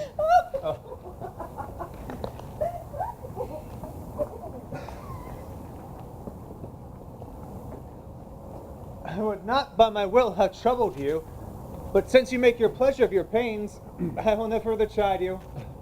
I could not stay behind you. My desire, more sharp than filed steel, did spur me forth, and not all love to see you, though as much as might have drawn one to a longer voyage, but jealousy might befall you. Being skilless in these parts, which to a stranger, unfriended and unguided, often prove rough and unhospitable, my willing love, the rather by these arguments of fear, did set forth in your pursuit.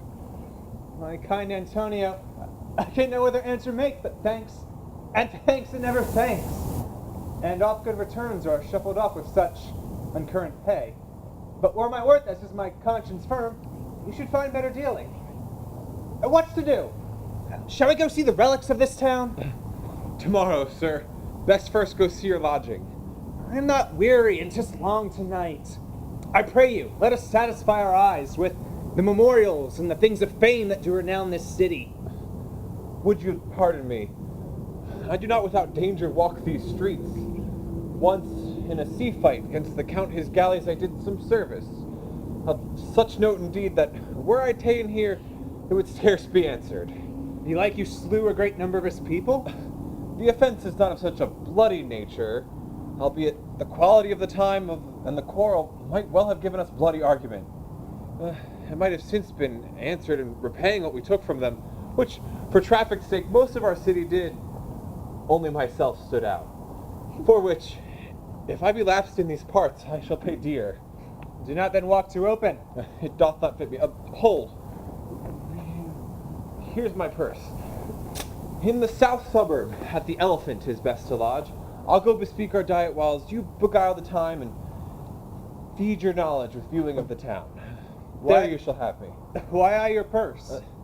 Haply your eye shall light upon some toy you have desire to purchase. And your store, I think, is not for idle markets, sir. I'll be your purse bearer and leave you for an hour. To the Elephant. And do remember.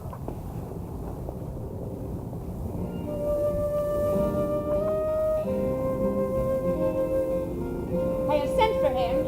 He says he'll come. How shall I feast him? What bestow of him? For youth is more oft bought than begged or borrowed. I speak too loud. Where is Malvolio? He is sad and civil and suits well for a servant with my fortunes. Where is Malvolio? He's coming, madam. Oh, but in a very strange manner, madam. He is sure possessed. Why, what's the matter? Does he rave? No, madam. He does nothing but smile. Your ladyship were best to have some guard about you if he come, for sure the man is tainted in his wits. Go call him hither. I am as mad as he, if sad and merry madness equal be.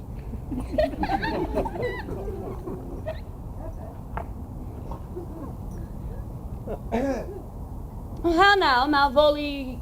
Oh. Sweet lady. Ho ho. Smilest thou? I sent for thee upon a sad occasion. Sad lady. I could be sad. This does present some obstruction in the blood, this cross-gartering. But what of that? It pleased the eye of one. It is as the very true sonnet says. Please one, and please all. Why, how dost thou, man? What is the matter with thee? Not black in my mind, though yellow in my legs. It did come to his hand, and a command shall be executed. I think we do know the sweet Robin hand. Wilt thou go to bed, Malvolio? To bed? Yea, sweetheart, and I'll come to thee. God comfort thee! Why dost thou smile so and kiss thy hand so oft? How do you, Malvolio? At your request? Yes. Nightingales answer daws. Why appear you with such ridiculous boldness before my lady? Be not afraid of greatness. 'Twas well writ. What meanest thou by that, Malvolio? Some appear achieve greatness. Huh? Some are born with greatness. What sayest thou? And some have greatness thrust upon them. Heaven forgive thee! Remember who commanded thy yellow stocking? Thy yellow stocking? I wish to see thee ever cross-gartered. Cross-gartered? Go to, thou art maid, if thou desirest to be so. Am I maid? And let me see thee a servant still. Why, this is very midsummer madness.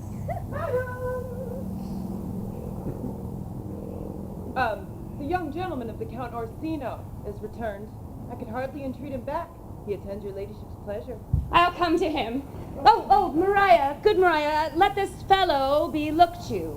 Where is my cousin Toby? Let some of my people have a special care of him. I would not have him miscarry for half my dowry. Oh, do you come near me now? No worse man than Sir Toby to look after me? She sends him directly to me on purpose that I may appear stubborn to him, for she excites so much in the letter. Be opposite with the kinsman, says he. Cast off thy humble sloth. Be thoroughly with servants. Put thyself in the trick of singularity, and consequently says no matter how, as in a sad face, a reverend carriage, a sour disposition, as in some sir of note, and so forth. I have limed her. But it is Jove's doing, and Jove, make me thankful. And when she went away now, let this fellow be looked to. Fellow, not Malvolio, nor after my degree, but fellow. Why, everything adheres together. That every dram of a scruple, no scruple of a scruple, no obstacle, no unsafe or incredulous or unsafe purpose. What can be said? Nothing that can be can come between me and the full prospect of my hopes. Well, Jove, not I, is the doer of this, and he is to be thanked. Which way is he, in the name of sanctity, if all the devils in hell are drawn together a little, and Legion himself possessed of him, yet I'll speak to him. Here he is, here he is. How is it with you, sir? How is it with you, men? Go off, I discard you. Let me enjoy my private. Lo, how hollow the fiend speaks within him. Did I not tell you? Sir Toby, my lady prays you have a care of him. Does she so? Go to, peace, peace. Must be gentle with him. Leave me alone with him.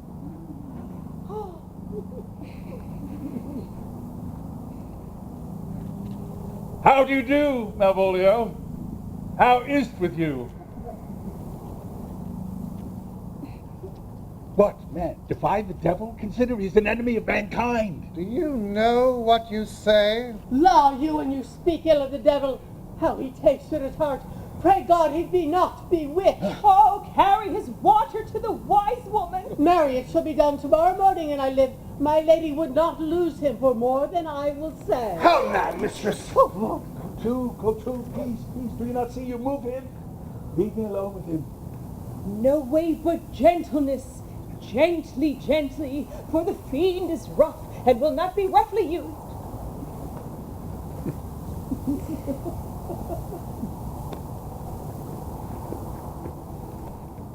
How now, my bawcock? How dost thou, Chuck? Sir? Aye, Biddy, come with me. Get him to say his prayers, good Sir Toby. Get him to pray. My prayers, mates! No, I warrant he will not hear of godliness. Go hang yourselves all! You are idle shadow things! I am not of your element. You shall know more hereafter.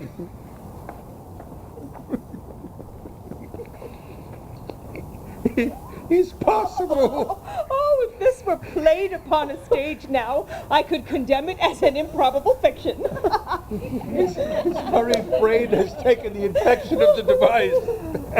Nay, pursue him, lest the device take air and tame. Oh, we shall make him mad indeed. The house will be the quieter. Come, we'll have him in a dark room and bound. My niece is already of the mind that he is mad. Yes. We may carry it thus, for our pleasure and his penance, until our very sport, tired out of breath, prompts us to have mercy on him.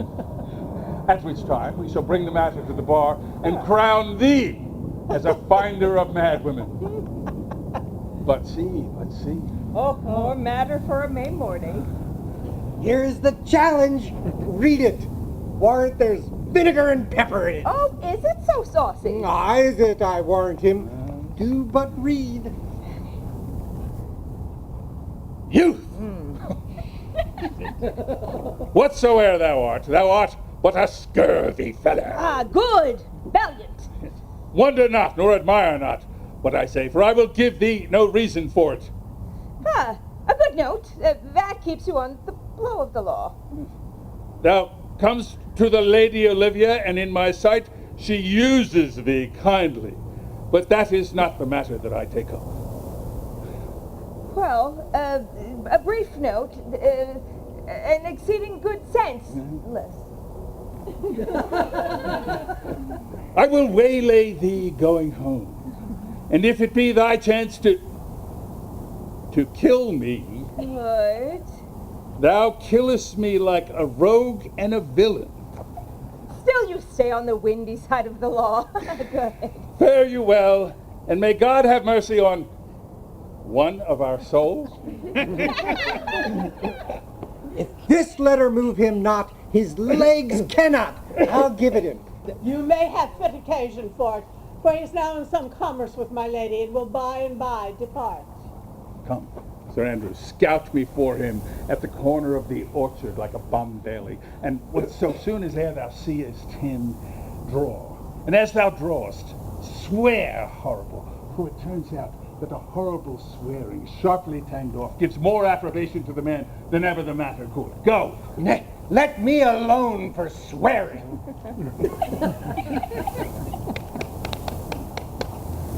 Now will I not deliver this letter. For the behavior of the youth shows him to be of good capacity in bearing. His business between my niece and his lord confirms no less. Therefore this letter, being so excellently ignorant, will breed no terror in the youth. You will find it comes from a clodpole.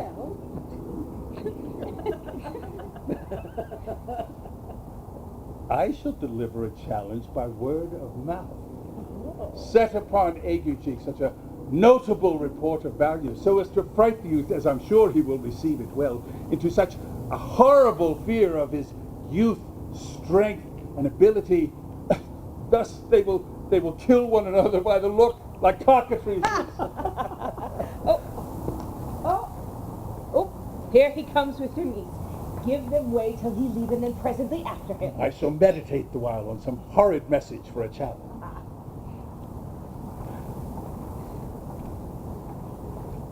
I have said too much unto a heart of stone, and laid mine honor too on Chariot. There's something in me that reproves my faults, but such a headstrong, potent fault it is that it but mocks reproof. With the same behavior that your passion bears goes on my master's grief.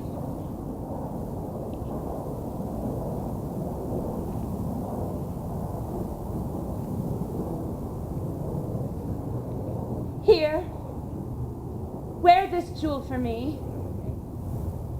'tis my picture. Refuse it not, it hath no tongue to vex you, and come again tomorrow. What may you ask of me that I'll deny, that honor saved may upon asking give? Nothing but this, your true love for my master. Well, how with mine honor may I give him that which I have given to you? I will acquit you. Well, come again tomorrow. Fare thee well. A fiend like thee might bear my soul to hell.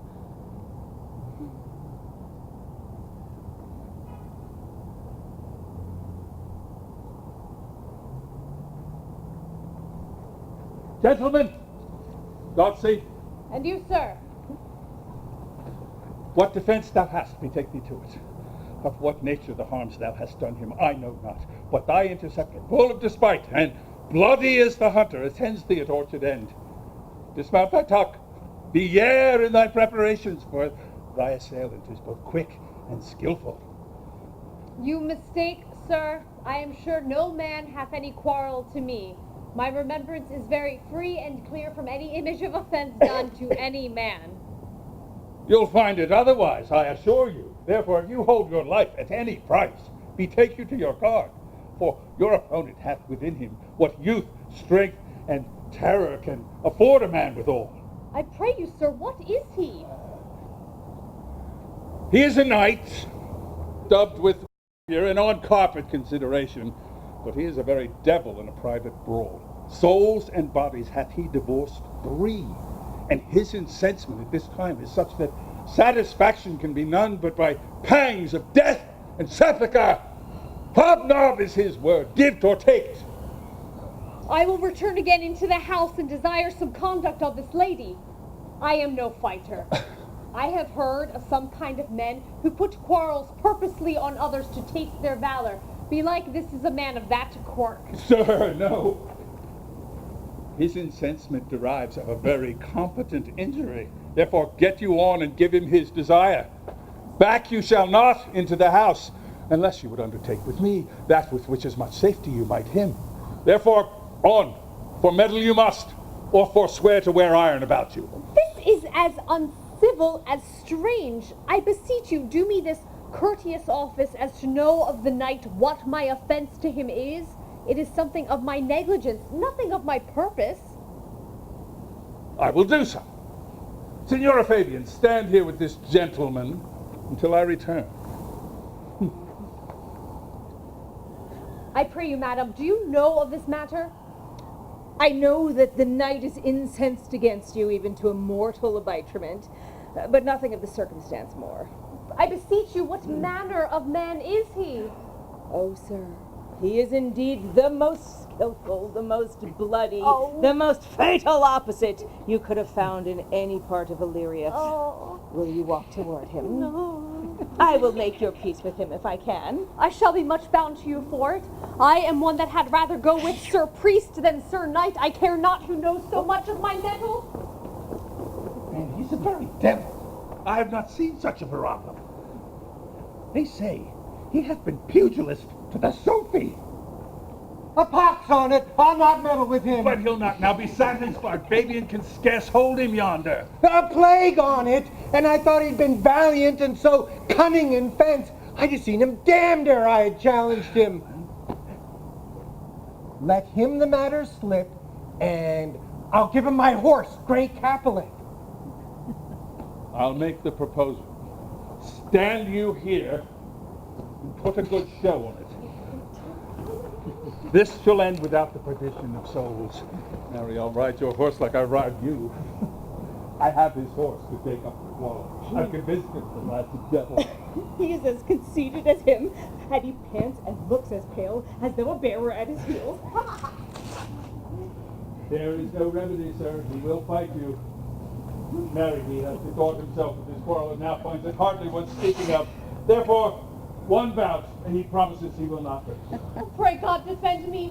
A little thing would make me tell them how much I lack of a man. There is no remedy, Sir Andrew. He will have one bout with you. He cannot by the duello avoid it. But he swears as he is a gentleman and a soldier, he will not hurt you. Come on, to it. Pray God he keep his oath. I do assure you 'tis against my will.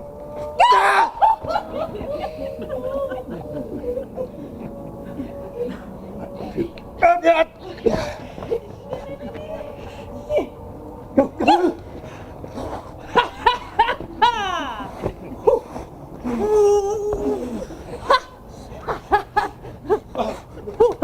down your gloves. This young gentleman has done offenses. I take the fault on me. You offend him, I for him defy you. You, sir. Who are you? One, sir, who for his love dares yet do more than you have heard him brag to you he will. What, sir? If you're for an undertaker, I am for you.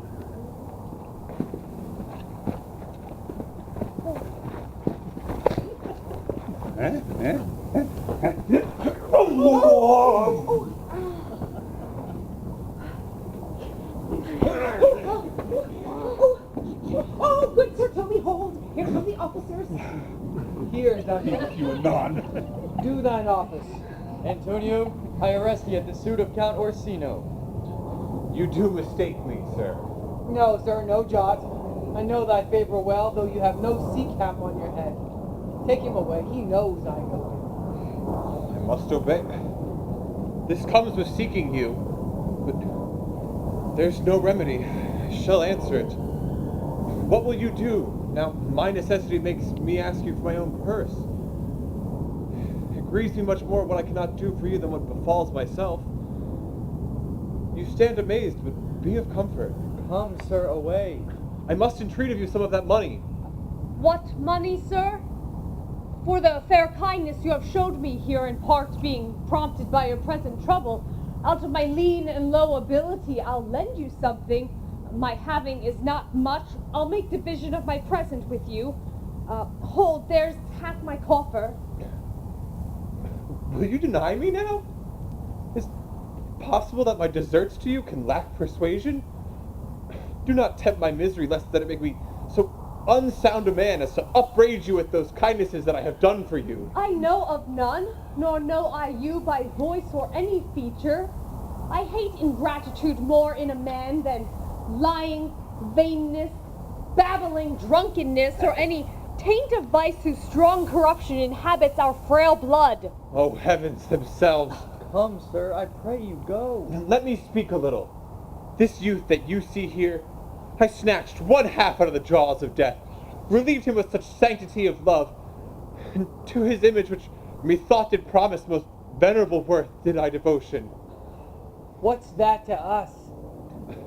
But, oh, how vile and idle proves this god. Thou hast, Sebastian, done good features shame. In nature there's no blemish but the mind. None can be called deformed but the unkind. Virtue is beauty, but the beauty is evil, are empty trunks overflourished by the devil. The man goes mad. Take him away. Lead me on. Methinks his words do from such passion fly that he believes himself. So do not I. Prove true, imagination, oh, prove true that I, dear brother, be now ta'en for you. Come, Knight. Come, baby, and let's whisper o'er a couple of most sane songs. He named Sebastian. I my brother know, yet living in my glass. Even such and so in favor was my brother, and he went still in this fashion, color, ornament, for him I imitate. Oh, if it prove, tempests are kind and salt waves fresh in love. That is a very dishonest and paltry boy, more a coward than a hare. His dishonesty shows in his denying his friend here and leaving him in distress. And as for his cowardship, ask Fabian. Yeah, he is a coward. A very devout coward. Most religious in it. All after him and beat him again. Do! Cuff him soundly. If I do not, Oh, come, let's see the event. I doubt there will be much to it. Will you make me believe that I am not sent for you? Go to. Thou art a foolish fellow. Let me be clear of thee. Well held out in faith. No, I do not know you, nor your name is not Master Cesario. Nor this is not my nose neither. Nothing that is so is so. I prithee, vent thy folly somewhere else. Thou knowest not me. Vent my folly.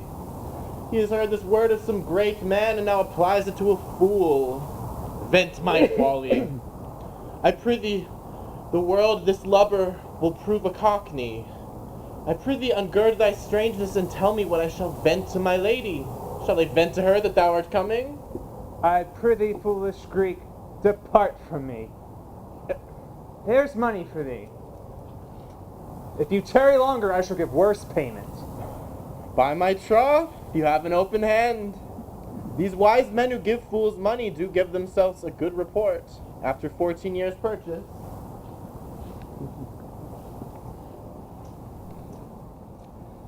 Now, sir, have I met you again? There's for you! Why, there's for thee! And there's! Oh, And there!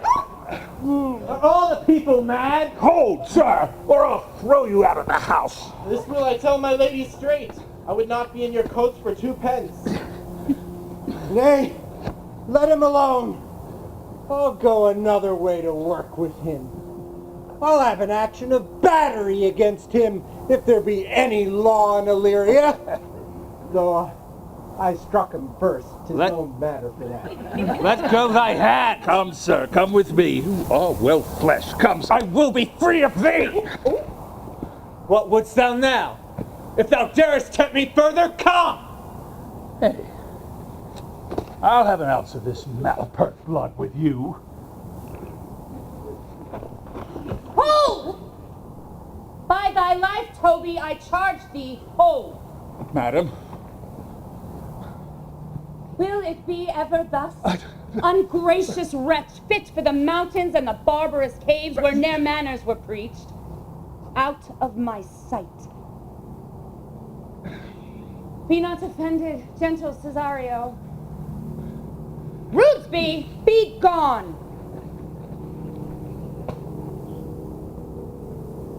I pray thee, gentle friend, let thy fair wisdom and not thy passion sway thee in this uncivil and thou unjust extent against thy peace. Go with me to my house, and hear thou there how many fruitless pranks this ruffian hath botched up, that thou mayst smile at this. Thou shalt not choose but go, do not deny. Beshrew his soul for me, he started one poor heart of mine in thee. What relish is this? How runs the stream? Or I am mad, or else this is a dream. Let fancy still and my sense lay steep. If it be thus to dream, still, let me sleep. Nay, come, I prithee. Would thou be ruled by me? Madam, I will. Oh, say so, and so be.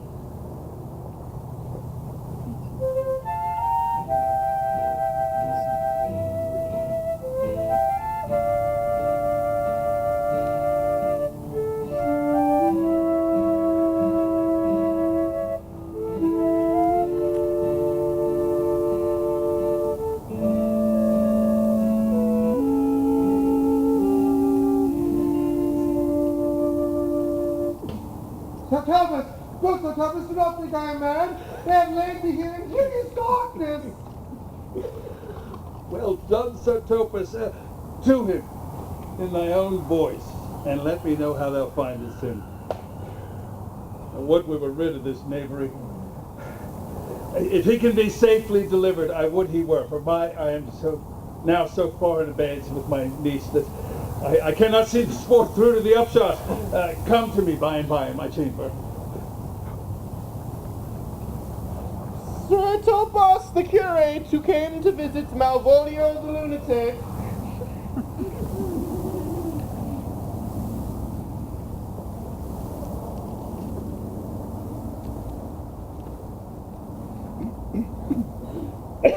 This is the air. That is the glorious sun. This pearl she gave me, I do feel it, I do see it. Yet though 'tis wonder that enwraps me thus, 'tis not madness. Where is Antonio then? I could not find him at the Elephant. Yet there he was, and there I found this credit that he did range the town to seek me out. This counsel now might do me golden service. For though my soul disputes well with my sense that this may be some error, but no madness, and yet doth this accident and flood of fortune so far exceed all instance, all discourse that I am ready to distress mine eyes and wrangle with my reason that persuades me to any other trust but that I am mad, or else the lady's mad. But if it were so, she could not sway her house, command her followers, taking it back affairs in their dispatch with such a smooth, discreet, and stable bearing as I perceive she does. There's something in it that's deceivable. But here, the lady comes. Blame not this haste of mine.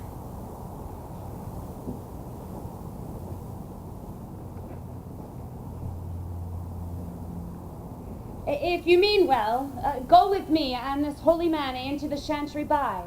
There before him and underneath that consecrated roof, plight me the full assurance of thy faith, that my most jealous and too doubtful soul may live at peace.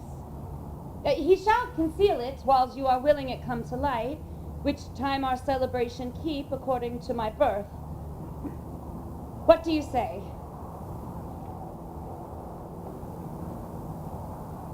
I'll follow this good man and go with you. And having sworn truth, ever will be true.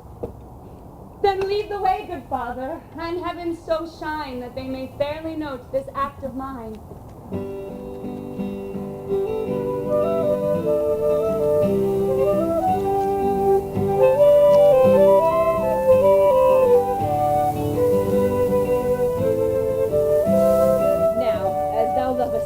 Let me see his letter.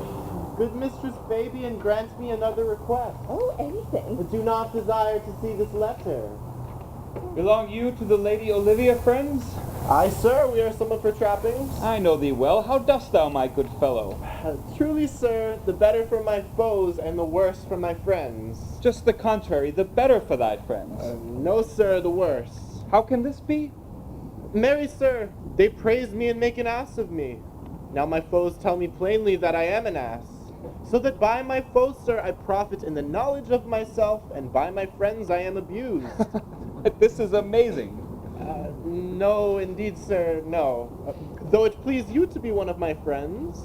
Thou shalt not be the worse for me. There's gold. But that would be double dealing, sir. I would you could make it another. You give me ill counsel.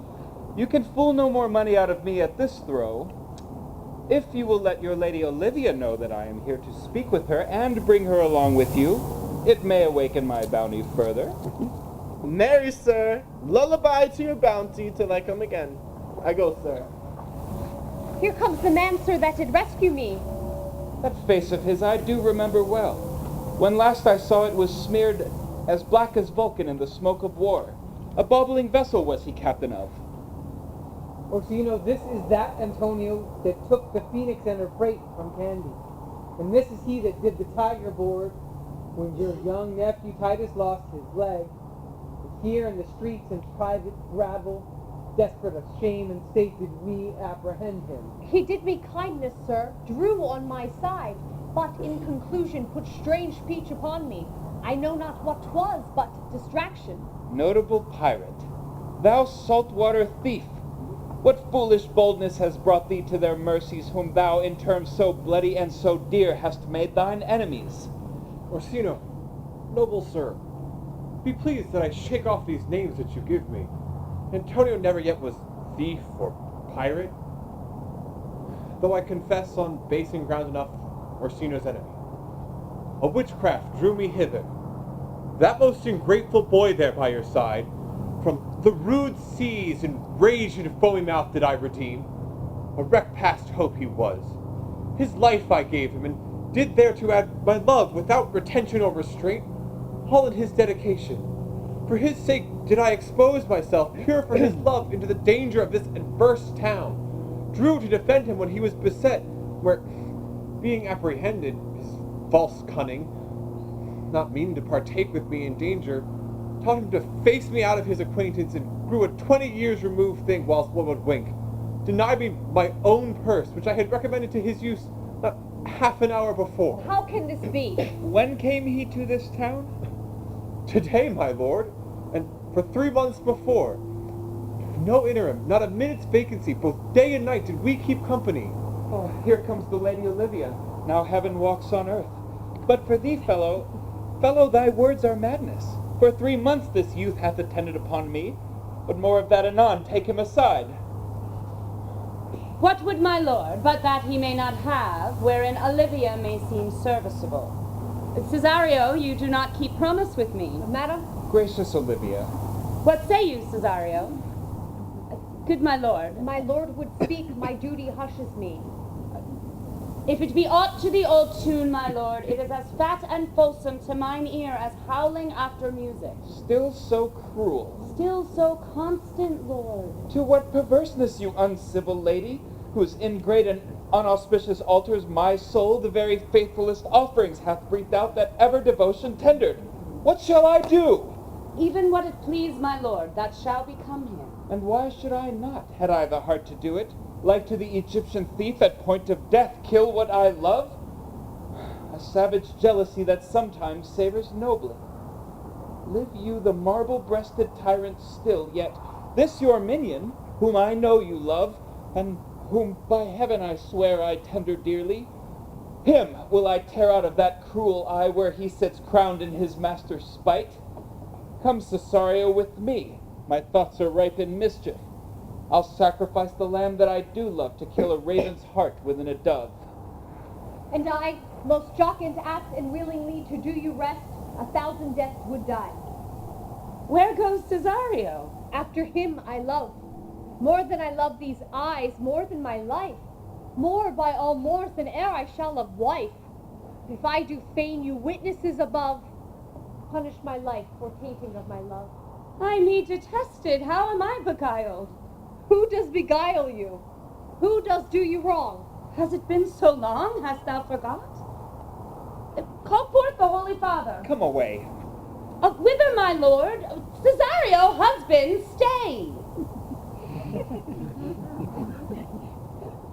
Husband! Aye, husband. Can he that deny? Her husband, sirrah! No, my lord, not I. Alas, it is the baseness of thy fear that strangles thy propriety. Fear not, Cesario. Hold thy fortunes up. Be that thou know'st thou art, then thou art as great as that thou fearst. Oh, welcome, Father. Father, I charge thee, by thy holy reverence, here to unfold what lately we intended to keep in darkness, but which occasion now reveals, before 'tis ripe, what thou dost know hath newly passed between this youth and me. A contract of eternal bond of love. What? Confirmed by mutual joinder of your hands, attested by the holy close of lips, strengthened by interchangement of your rings, and all the ceremony of this compact sealed in my function, by my testimony, since when my watch hath told me toward my grave I've traveled but 2 hours. O thou dissembling cub, what wilt thou be when time hath sown a grizzle on thy case? Or will not yet thy craft so quickly grow that thine own trip shall be thine overthrow? Farewell, and take her, but direct thy feet to where thou and I henceforth may never meet. Oh, my lord, I do protest. Alas, do not swear. Have little faith, though thou hast too much fear. For the love of God, a surgeon! Send one presently. What's the matter? He hath broke my head across and given Sir Toby a bloody coxcomb. For the love of God, your help! I would rather 40 pound I were at home. Who has done this, Sir Andrew? The Count's gentleman, one Cesario. We thought he was a coward, but he's a devil incarnate. My gentleman Cesario. Odds lifelings, there he is! You broke my head across for nothing! And that I did, Sir Toby set me on to do it. Why do you speak to me? I never hurt you. You made attack upon me without cause, but I bespoke you fair and hurt you not. If a bloody coxcomb be a hurt, you have hurt me. I think she thinks nothing of a bloody coxcomb. Here comes Sir Toby haltingly. You shall hear more. If he had not been in his drinks, he'd have tickled you other gates than he did. How now, gentlemen? How is't with you? Who hath wreaked this havoc with them? It's all one. Hath hurt me. And there's an end on it. Shot! Hast thou seen Dick Surgeon shot? Oh, he's drunk, Sir Toby. An hour gone. His eyes were set at 8 in the morning. I'll help you, Sir Toby, because we'll be dressed together. Will thou help me? An asshead, a knave, a coxcomb, a gull-headed knave, a coxguy. Get him to bed and let his hurt be looked to. I'm sorry, madam. I've hurt your kinsman. But had it been the brother of my blood, I must have done no less with wit and safety. You throw a strange regard upon me. And by that I do perceive it hath offended you. Pardon me, sweet one. Even for the vows we made each other, it's so late ago. One face, one voice, one habit, yet two persons. A natural perspective that is and is not. Antonio! Ah, dear Antonio! How have the hours racked and tortured me since I've lost thee? Sebastian, are you? Fearest that thou, Antonio? How have you made division of yourself? An apple cleft in two is not more twin than these two creatures. Which is Sebastian? Most wonderful. Do I stand there? I never had a brother. Nor can there be that deity in my nature of here and everywhere. I had a sister, whom the blind waves and surges have devoured. Of charity, what kin are you to me? What countrymen? What name? What parentage? Of Messalene. Sebastian was my father. Such a Sebastian was my brother, too. So went he suited to his watery tomb. If spirits can assume both form and suit, you come to fright us. A spirit I am indeed, but in that dimension grossly clad, which from the womb I did participate. Were you a woman as the rest goes even, I should my tears that fall upon your cheek and say, thrice welcome, John Viola. My father had a mole upon his brow. And so had mine. And died that day when Viola from her birth had numbered 13 years. Oh, that record is lively in my soul. He finished indeed his mortal act that day that made my sister 13 years. If nothing lets to make us happy both but this, my masculine usurped attire, do not embrace me till each circumstance of place, time, fortune do cohere and jump that I am Viola. A which, to confirm, I'll bring thee to a captain in this town where lie my maiden weeds, by whose gentle help I was preserved to serve this noble count.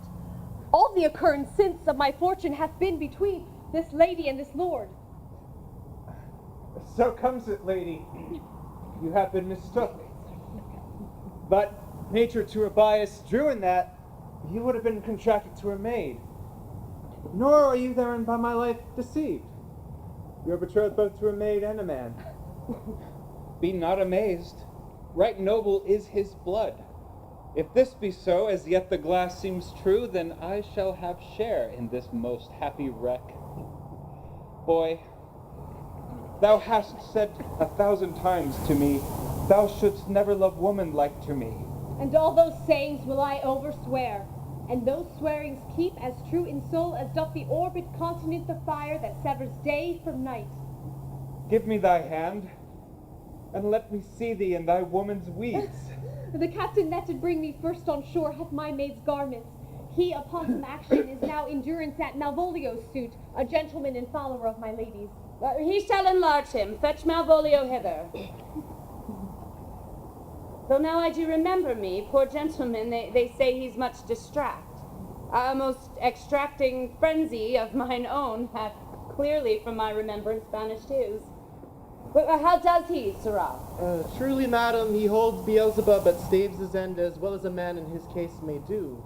Has here writ a letter to you.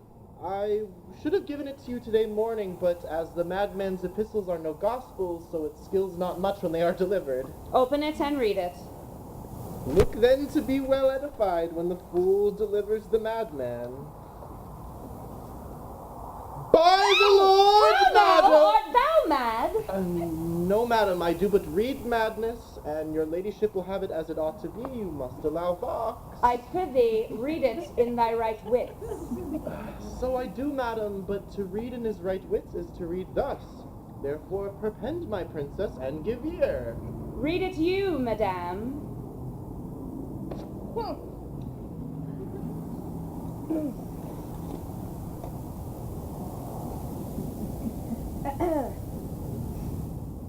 By the Lord, madam, you have wronged me, and the world shall know it. Though you have put me into darkness and given your drunken cousin rule over me, yet have I the benefit of my senses as well as your ladyship. I have your own letter that induced me to the semblance I put on, with the which I doubt not but to do myself much right or you much shame. Think of me as you please. I leave my duty a little unthought of, and speak out of my injury. The madly used Malvolio. Did he write this? Aye, madam. It speaks not much of distraction. See him delivered. Fabian, fetch him hither. My lord, these things further thought on? To think you me a sister, as well a wife. One day shall crown the alliance on it, so please you, here at my house and at my proper cost. Madam, I am most apt to embrace your offer. Your master quits you, and for your service done him, so much against the metal of your sex, so far beneath your soft and tender breeding, and because you called me master for so long, I give you my hand. From this time on, you shall be your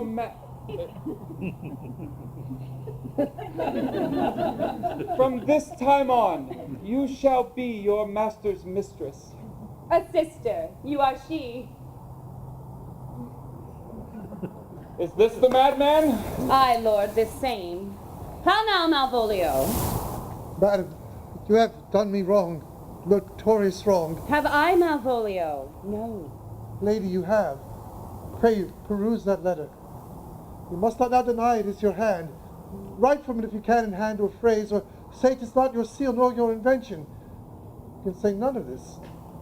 Well, grant it then, and tell me in the modesty of honor why you have given me such clear lights of favor to come smiling and cross-gartered to you, to frown on Sir Toby and the lighter people, and why, acting in obedient hope, you have suffered me to be imprisoned, kept in a dark house, visited by the priest, and made the most notorious geck and gull that e'er invention played on. I ask thee why. Alas, Malvolio, this is not my writing. Though I confess much like the character, but out of question 'tis Mariah's hand.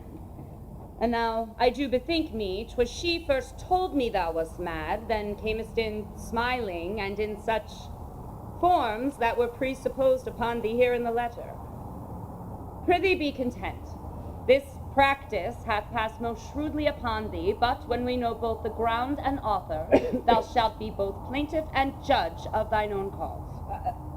Good madam, hear me speak, and let no quarrel, nor no brawl to come, taint the condition of this present hour, which I have wondered at, and hope it will not. Most freely I confess, myself and Sir Toby set this device upon Malvolio here, upon some stubborn and uncourteous parts we had conceived of against him. Maria writ that letter at Sir Toby's great importance, but in recompense whereof he hath married her. How in the sportful malice it was followed would rather pluck on laughter than revenge, if that the injuries be justly weighed that have on both sides passed. Alas, poor fool, how they have baffled thee. Why, some are born great, some achieve greatness, and some have greatness thrust upon them. I was one in this interlude, one Sir Topas, sir. But that is all one. By the Lord, fool, I am not mad. But do you remember? Madam, why laugh you at such a barren rascal? And you smile not, he's gagged. And thus, the whirlgig of time brings in his revenges. I'll be revenged on the whole pack of you! He hath been most notoriously abused. Pursue him and entreat him to a peace. He hath not told us of the captain yet. When that is known, and golden time convents, a solemn combination shall be made of our dear souls. Meanwhile, sweet sister, we shall not part from hence. Cesario, come. For so you shall be while you are a man, but when in other habits you are seen, Orsino's mistress and his fancy's queen.